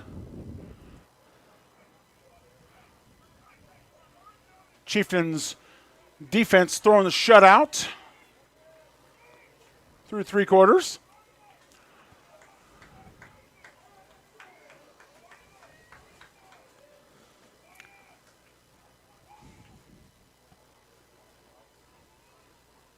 Third and 5 from the 29. We'll see what is in the playbook for Coach Troyer's squad.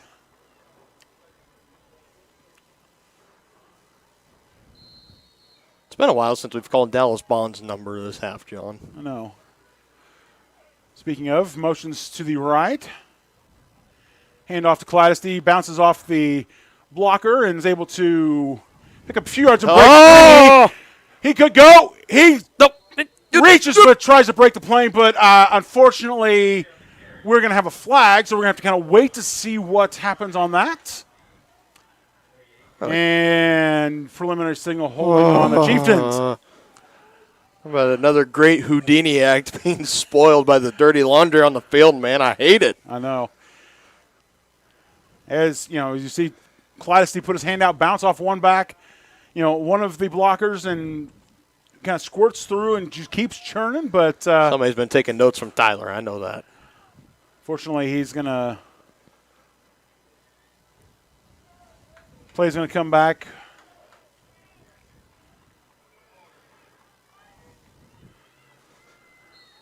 Well, let's set Not it. quite the full 10-yard. Again, sets up a 3rd and 14.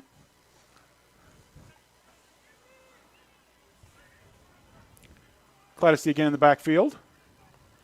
This time, Chieftains step back, look to pass. Poggi launches the ball. I think that was more of a get rid of the ball where somebody's close, so there's no intentional grounding as the pocket was collapsing around him. And and Cladesty was definitely open there on the sideline too, just a little too far out in front. Yep. I think maybe kind of had the same thinking, just like you were saying, John. Let's just try to get rid of it somewhere close. Get it somewhere close so we don't take the penalty.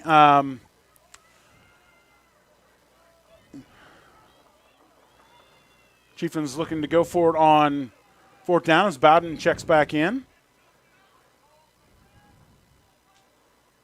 And little pooch kick rolls out at the 23. So there you go. We've already seen here in the first half, Chieftain offense very fluid, finding pay dirt a lot more here in the second half already, they've had a couple drives. Both looked very promising. Both had big plays, got them close down to the end zone. But, again, those penalties just kind of keep drawing them back and, kind of back-to-back punts now. Not the start the Chieftain offense was looking here for the second half. No, but definitely we'll see if the defense is up to the challenge. Again, you remember the last time the Chieftains turned it over, the defense immediately stepped up and picked up a huge stop. So, yeah, this Chieftain defense, pretty much almost all season, anytime the offense have had their struggles, they've done a great job of being there to pick them right up. And it's going to continue right on this play. Kennan wrapped up for a 2-yard loss there.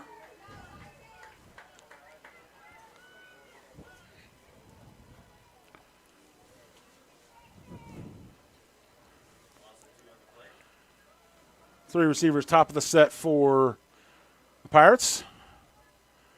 Again, handoff right up the middle to Ferguson, and he is dropped for no gain. Runs into the red wall. Now that's my call. Red wall, the red wall of Tonganoxie there. Now, God forbid if Piper breaks off a big run here, I got Party in the Red Sea. Hey, I'll give you that one.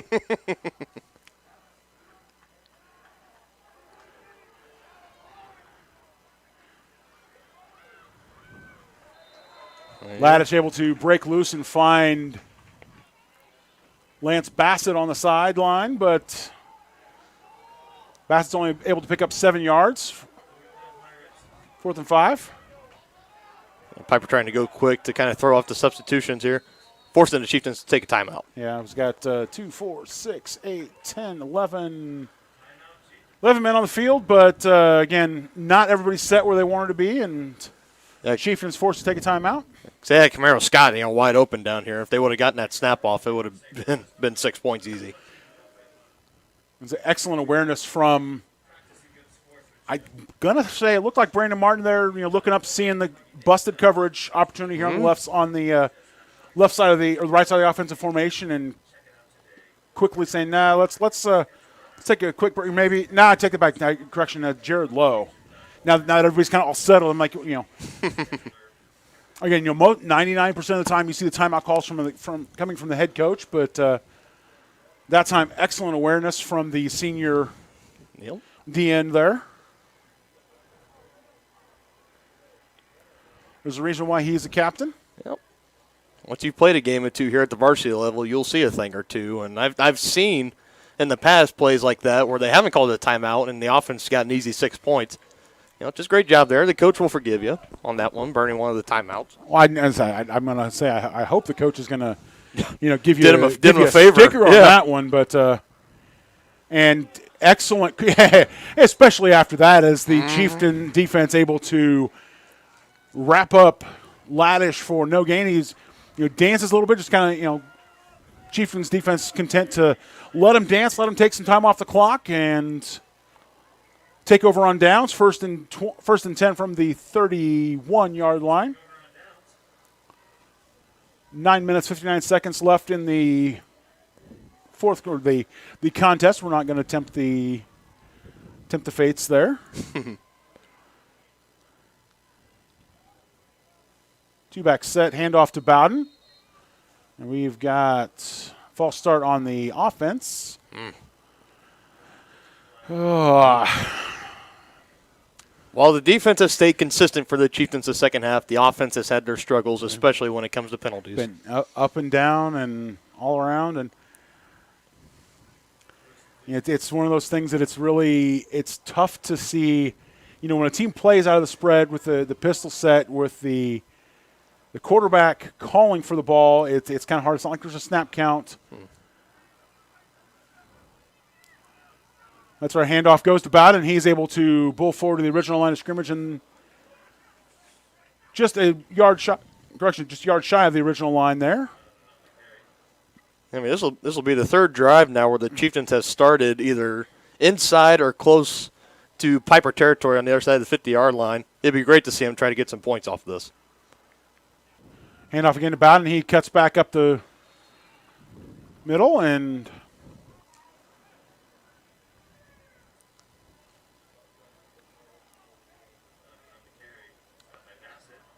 3rd and 11.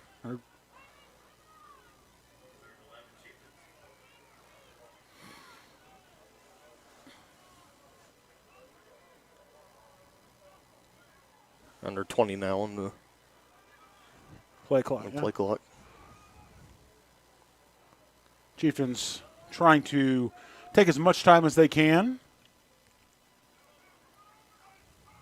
Poggi calls for it, drops back to pass, sends it deep. Ball! Tackled just. Oh! I would give him the touchdown and style points on that one. What a grab. And he's hurt, too. Either that or he got the wind knocked out of him. He did come down kind of awkward, landing. And he's grabbing his ankle. On a stretch and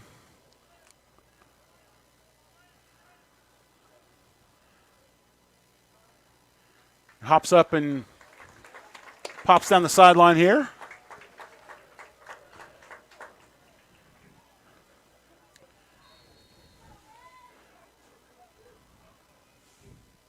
I think he might have gotten that ankle landed on by the Piper defender who was right there in coverage, but...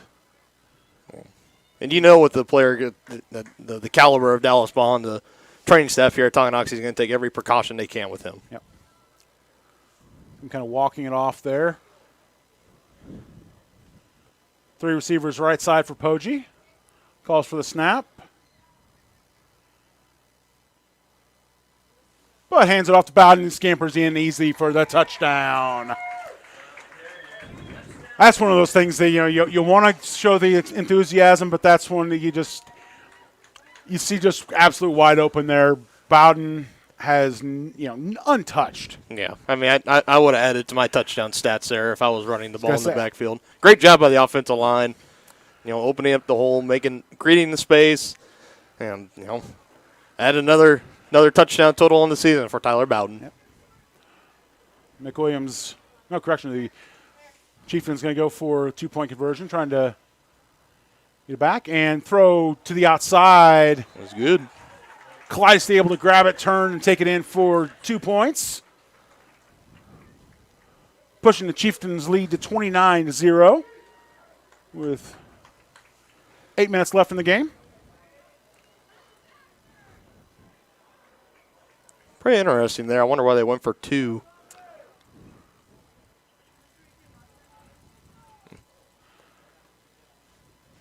Yes, I guess for the Chieftain offense, when it's rolling, Yeah.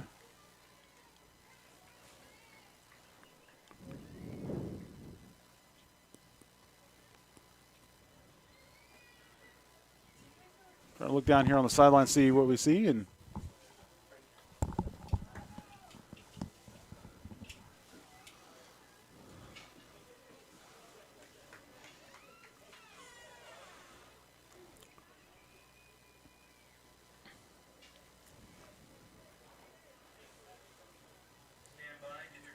I guess you could say now for this Chieftain offense, 3rd time's the charm. Finally on the 3rd drive, finally hitting pay dirt, getting a nice drive under him, capped off by the Tyler Bowden run, but really set up by the great catch there.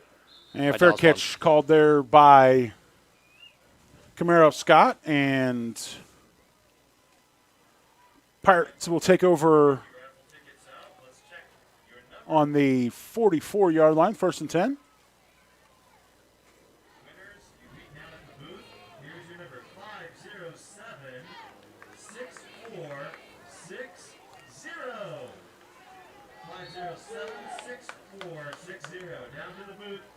I wish I would have bought my raffle ticket now.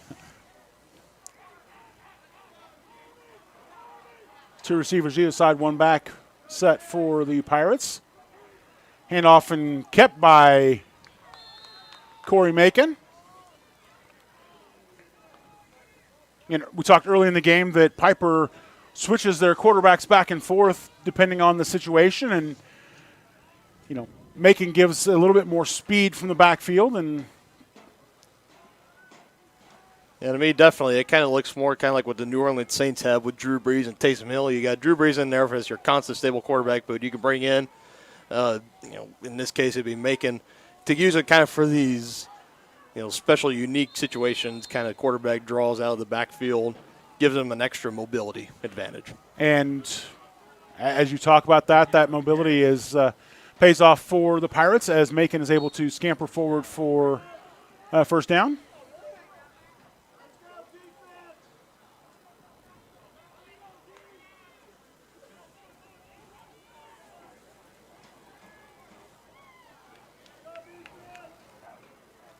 Laddish back in the backfield, and he's going to hang on to it this time.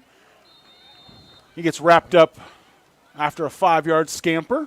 It's already one of the few times tonight the Piper offense have found themselves on the other side of the 50 in Tonganoxie territory. And Chieftains defense has been really good at holding the Piper offense and you for know, little to no gain. And you know they got that shutout in mind, too. Yep. And Laddish able to break free. Great elevation and grab from Isaiah Coppage there as he's covered tight by Devin Spleichel, but that play was definitely set up by the elusiveness of Laddish. Yep. I mean, great, probably one of the best plays we've seen from Piper tonight. Laddish doing a great job, eluding the sack, getting it downfield. Spleichel, again, great coverage, just great balls placement, great catch.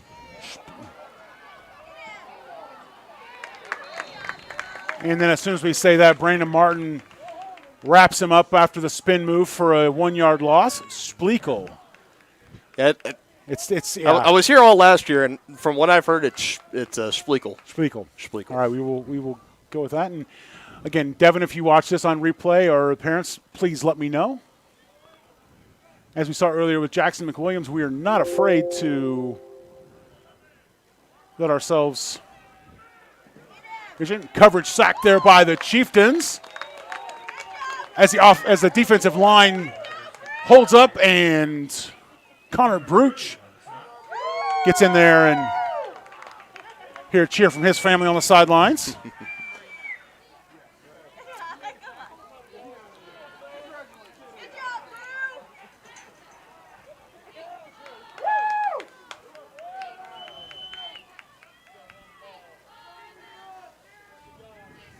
Third and 15 for the Pirates.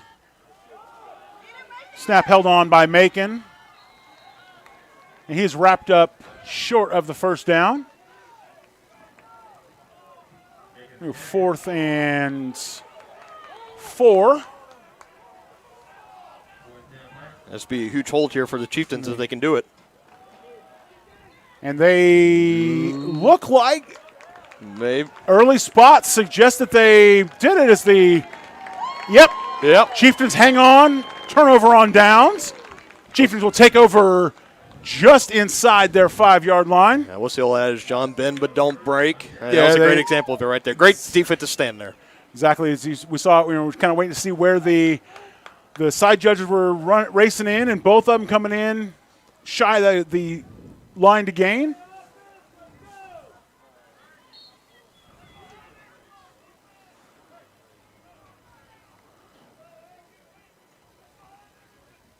Handoff goes to Bowden. He's wrapped up at the line of scrimmage. And I expect to try to see a lot more of that on this drive. The Chieftains would love nothing more to just keep running that clock down, try to get this game over with as quick as we can. Waiting for the play clock to reset as see the double zeros hanging up there. There we go. Finally clicked up to 40. Snap direct to Clydesty, and he's able to scamper forward for just a yard.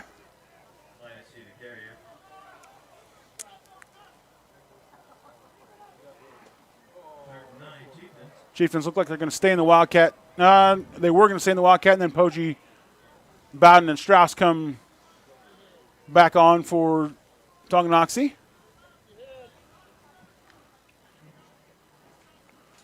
Dallas Bond looks to have shaken off his earlier ankle knock, and he's split out near side. 3 receivers left side of the formation for the Chieftains. Poggi drops back to pass, steps up, and heaves it down. Field very good. Wide open. James Eaton wide open for the grab. Yeah, again, well, good, 39-yard pass there for Eaton. Yeah, great, great ball, great catch by Eaton. I think if Poggi might have thrown that out just a little bit more out in front, I think Eaton would be making a house call on homecoming. I was going to say, he definitely had to check up his run, but still able to pick up a couple of yards after catch.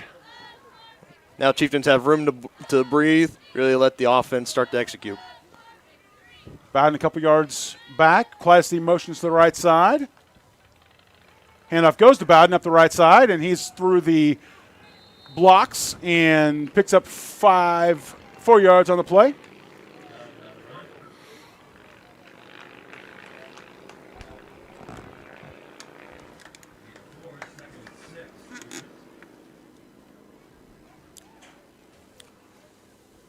Second and 6 from the 48-yard line for Tonganoxie.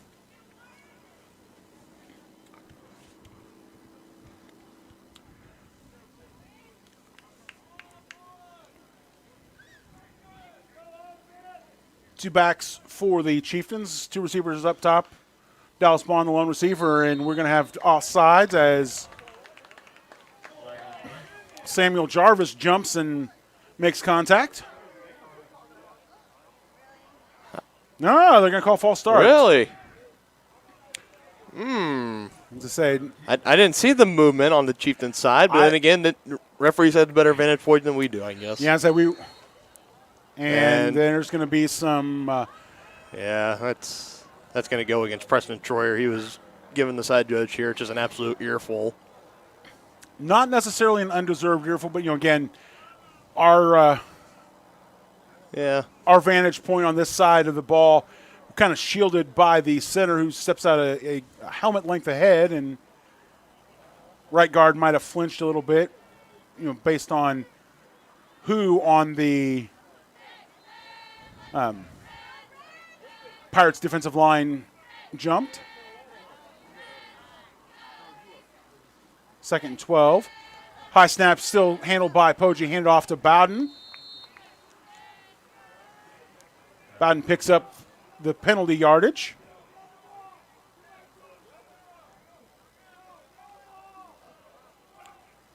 He's up a 3rd and 7 for Chieftains. Quick screen pass by Bond, but he's wrapped up and tackled in the backfield. Piper definitely looked like they had that play on lock as Dominique Herrick-Britton came flying in, nearly intercepted the ball, but again, the pass by Poggi there just in early enough to elude the stretched arms of the Piper defensive back. Yeah. And we've seen that play work well for Tongi so far tonight, too. Just Piper had it well sniffed out that time. And nice little rugby kick there from Poggi. And the Chieftains the Pirates will start with the ball on their 29-yard line. Take a quick break here, and we'll be back for the final 1 minute, 41 seconds of the fourth quarter right after this.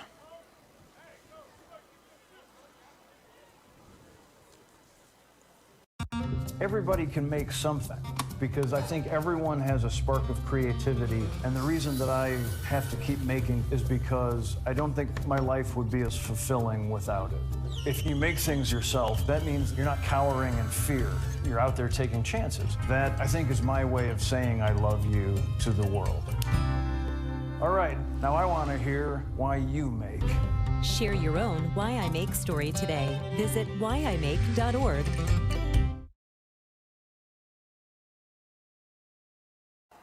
And we're back on the Chieftain Tonganoxie Sports Live, and come back to a dead ball unsportsmanlike conduct penalty against the Chieftains as, again, offensive coordinator Preston Troyer still giving the officials an earful over the false start penalty from the end of the last drive. And I mean, at this point in the game, though, when we're late in the fourth and you're up by, almost 4 scores at this point. Sometimes you got to let that go. And yeah, because you're doing nothing but just hurting your team at that point. Again, able to make the Chieftains pay there as Again, when you starting the drive on the 29-yard line or the 46, kind of a big difference there, and Macon able to find. You just got to try to find a way to keep your cool. 3 receivers right side for Macon, and he keeps the ball again. Oh. Ball just a little bit overthrown there for Isaiah Coppage. Again, Coppage made the grab on the last play, but that throw from Macon off his back foot in the air and just outside of the grasp of Coppage. Yeah, I mean, we almost had a great, almost one-handed kind of juggle catch in the back corner of the end zone. Again, just a little too far up, a little too high and a little too out. Again, Macon draws it down, is scrambling again. Again, throws it off the back foot. This time almost intercepted there. Jacob Maxwell on the coverage.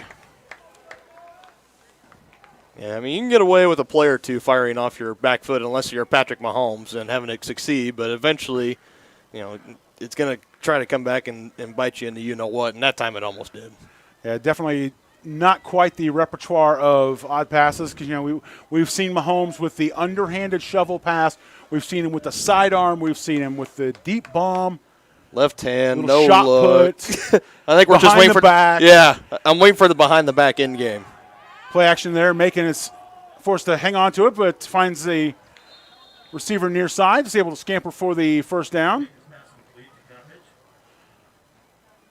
Coppage again with the grab, his second reception of the drive. Timeout called by Piper. Just over a minute left in the contest.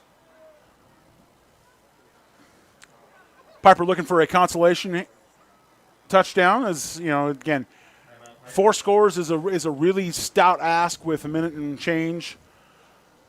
Obviously the Tonganoxie defense is looking to keep that shutout alive as they, a couple weeks ago against Lewisburg, they gave up a couple of late touchdowns, spoiled the shutout. Yeah, that's kind of been a thing this season for this Chieftain defense. We've seen them. They've pitched, shutouts in the whole first half and in the whole third quarter and going into the fourth. But we've seen them a couple times already this season kind of crumble apart here as we get into under 10 minutes in the fourth quarter, allowing a score or two. They've definitely been going strong at it tonight. This would be a huge confidence boost if they can put up another stand here and end this game with a shutout. First down for the Pirates. Macon scrambles out and scampers 4 yards. I think I saw one of the Piper linemen there on the ball side of the field. Looked like he got a little bit of way with the holding on the shoulder pad of the blitzing Chieftain. No call made and just a little over a minute left. Yeah. Second down and 6. Short 7. And snap to Macon, and he steps back and fires. Incomplete. It almost looked like the receiver wasn't ready for that. And looked like Kennan down there. It almost didn't look like he was ready for that pass to come in that quick and that hot. Now, in the, I was looking at Lance Bassett, the slot back here. He was wide open, and again, obviously the play was designed to go to Kennan, but Bassett was open for would have been a touchdown. Macon forced to scramble, and the Chieftains' defensive line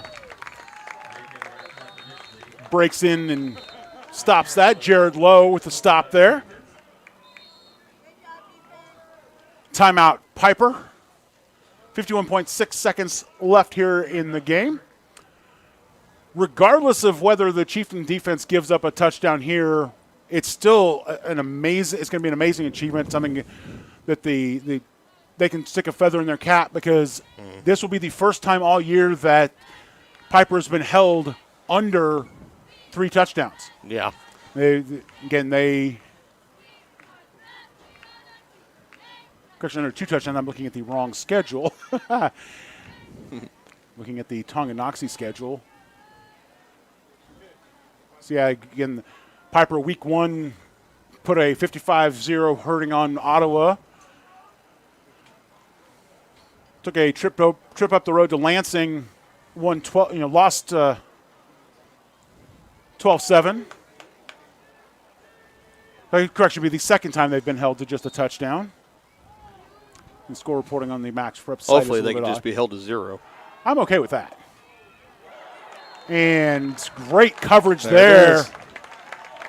Blake Poggi working on both sides of the ball as he's able to get there, break up the pass there, and keep the shutout alive for the Chieftains. 47 seconds left on the game clock, and great defense there by Tonki's quarterback, again playing on the defensive side of the ball. Great job, swatting the ball out of there late, sealing the shutout for the Chieftains. Yep. Chieftains in victory formation. Nothing better than winning your homecoming game, right, John? Yeah, one more snap will do it here as we've got about a 5-second difference between the game clock and the play clock. 36 seconds on the game clock, 30 on the play clock now. Chieftains going to wind it down as far as they can as Piper could stop the clock. They do have 2 timeouts left, but obviously Pirates are going to lick their wounds and head out of here. Dominant performance tonight by Tonganoxie. Absolutely amazing performance from the Chieftains.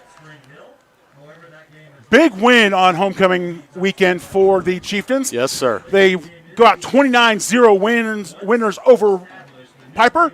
We'll be right back with the pregame show, or postgame show, right after this. A great collision on the field? Awesome. An awesome collision on the road?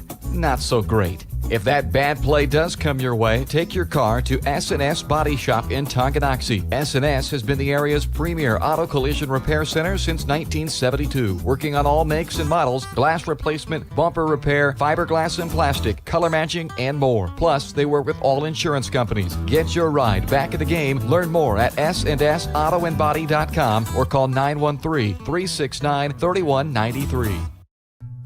Number one, obviously, is safety. We definitely call 811 to find out if there are any buried lines, fiber optic, whether it be telephone or pipeline or anything. Don't take a chance. Don't think you know and say, well, I don't remember anything being put in there. Call 811 and make sure that that's identified, that there isn't something there before you make that crossing. Because in the end, we want everybody going home.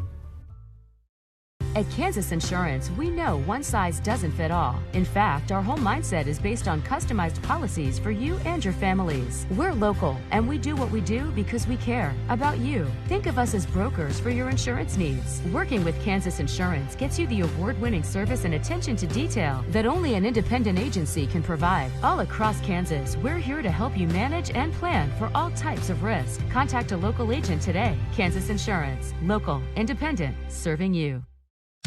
To be successful on the field or the court, you need a quality team. To be successful in the real estate game, you need the team at Whitebirch Properties Realty Executives in Tonganoxie. Amanda, Brianna, and Joanna make up this team of like-minded individuals with the goal of making the home buying and selling process enjoyable and stress-free. The team at Whitebirch Properties is in it to win it. Stop by and put together your game plan at 1203 State Avenue, Suite B in Tonganoxie, or call 913-417-1007.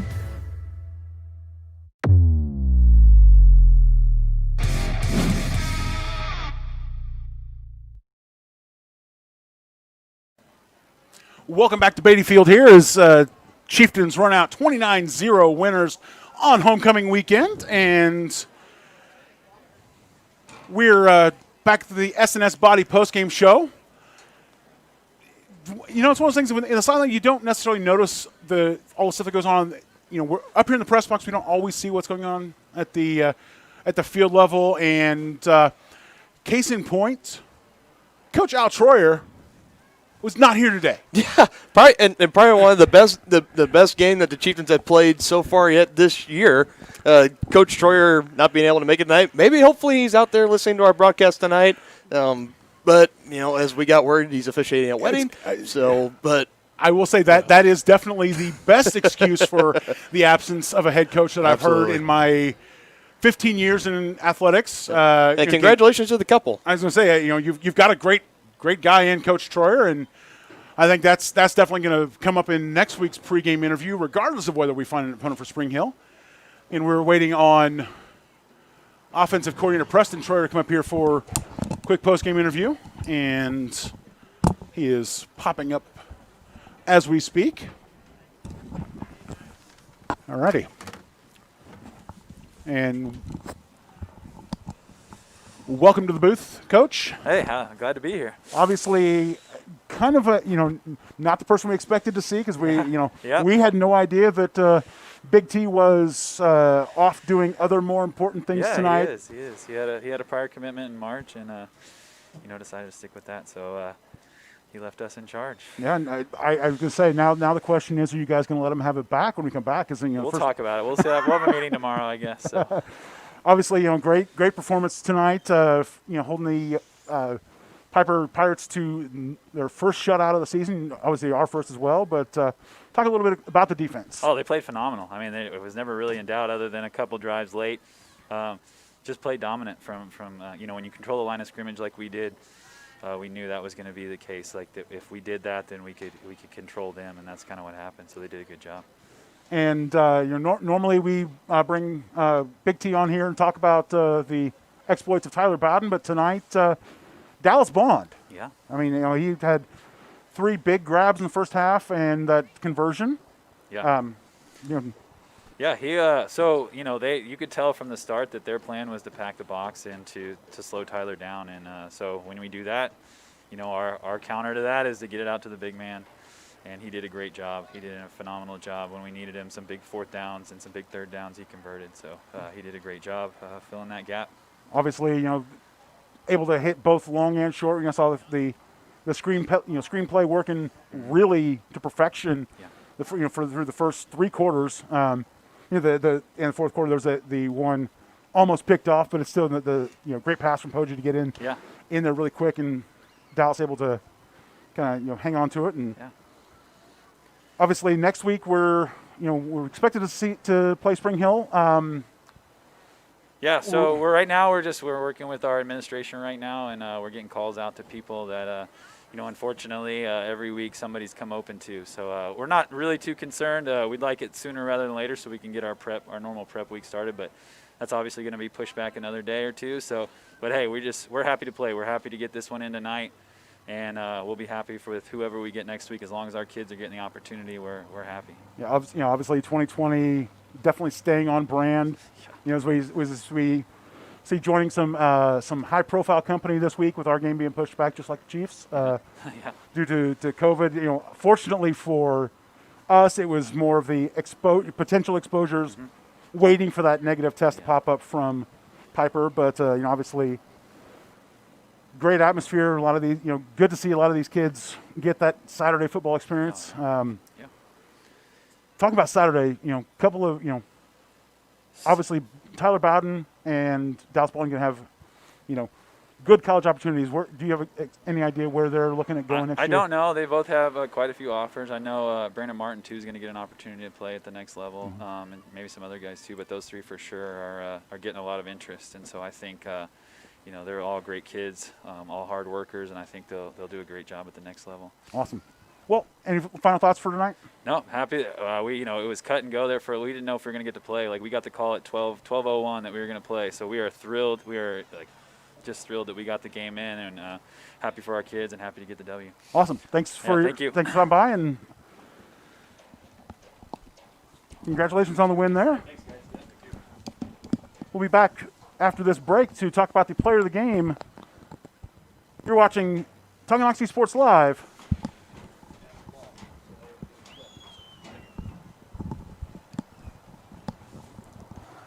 with the best banking services, including great options on loans, checking and saving accounts, CDs, safety deposit boxes, and more. At Community National Bank, people don't care how much we know until they know how much we care. To learn more, check us out on Facebook at Community National Bank KS or visit communitynationalbank.net. Go Chieftains! The Tonganoxie Recreation Commission understands that the benefits of recreation are endless. That's why they are continually working to develop programs for all the residents of Tonganoxie. Great programs like the 3rd and 4th grade basketball league and the 4th through 6th grade volleyball clinics. Registration for those programs are open right now and are great for any skill level. For more information or to get registered, go to tongirec.org or call the Tonganoxie Recreation Commission at 913-845-3502.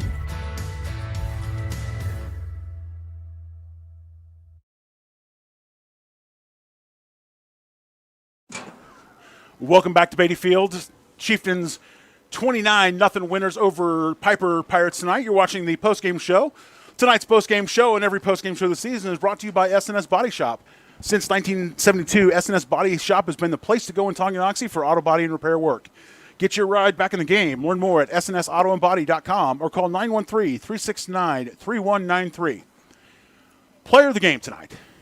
You know, normally we give this – It's nice to have kind of a change, and aside from a brief write-in campaign by Blake Poggi on that last stop there, Dallas Bond. Yeah, I mean, did we really have to say it? I think we could have just said, "Hey, we all know who the player of the game is. Let's go home." Absolutely, absolutely clutch performance from Dallas Bond tonight. We saw 3 touchdown grabs in the first half.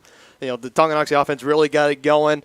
Kind of stifled a little bit in the second half, but what was the spark that got him going? The big completion from Poggi to Bond, almost his 4th touchdown of the game. Kind of got down short there at the 1-yard line. Still, when you can get 3 touchdowns and a 2-point conversion in any game, and especially when you do that before halftime in a football game, it's absolutely huge. Congratulations, Dallas Bond. What a game. Absolutely. Well, kind of wrap up here is folks are checking out the stadium and you see scoreboards off.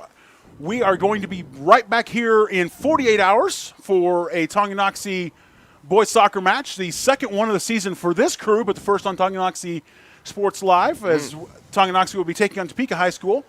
Kickoff is set for 6:30, I believe. Don't quote me on that. Go to tonganation.org for the latest updates. And as you heard Coach Preston Troyer mention in the interview, we are expecting to play a game on Friday. We're just not sure where or who. Regardless, we will be bringing that to you here on Tonganoxie Sports Live. I said Dylan Funk and myself, John Rochko, we will follow the team wherever we go. Again, we're going to say, I'm going to knock on wood, say we're going to be here. But, again, with the way this, way 2020 is going, who knows? We could be here. We could be in closer to Kansas City proper. Or we could be like Eudora, Eudora. BJ was telling me that Eudora had to play a team down in Springfield. No, Girard had to go to Springfield, Missouri. That's, again, regardless, we will be bringing that to you and look forward to chatting with you over the week. And, again, thanks for joining us tonight. Great homecoming win. And, again, on behalf of Dylan Funk, my name is John Rochko, and thank you, everybody, for watching. Tonganoxie Sports Live, presented by Kansas Insurance.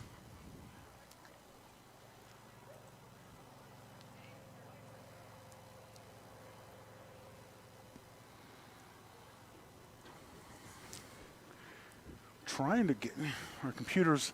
Our computer loves it here so much that it's not ready to go. So we're just going to keep. We're going to keep chatting at you until. You've been watching Tonganoxie High School Athletics on your new home for the Chieftains, Tonganoxie Sports Live. Tonganoxie Sports Live is presented by Kansas Insurance, locally owned and operated. Learn more at kansasins.com. Also by Brothers Market, Community National Bank, Midwest Chiropractic Center, SNS Auto Body, The White Birch Agency Realty Executives, Physical Therapy Solutions, First State Bank and Trust, the Tonganoxie Recreation Commission, and Wizard of Paws. Thanks for watching, And be sure to catch every second of the action right here on your home for the Chieftains, Tonganoxie Sports Live.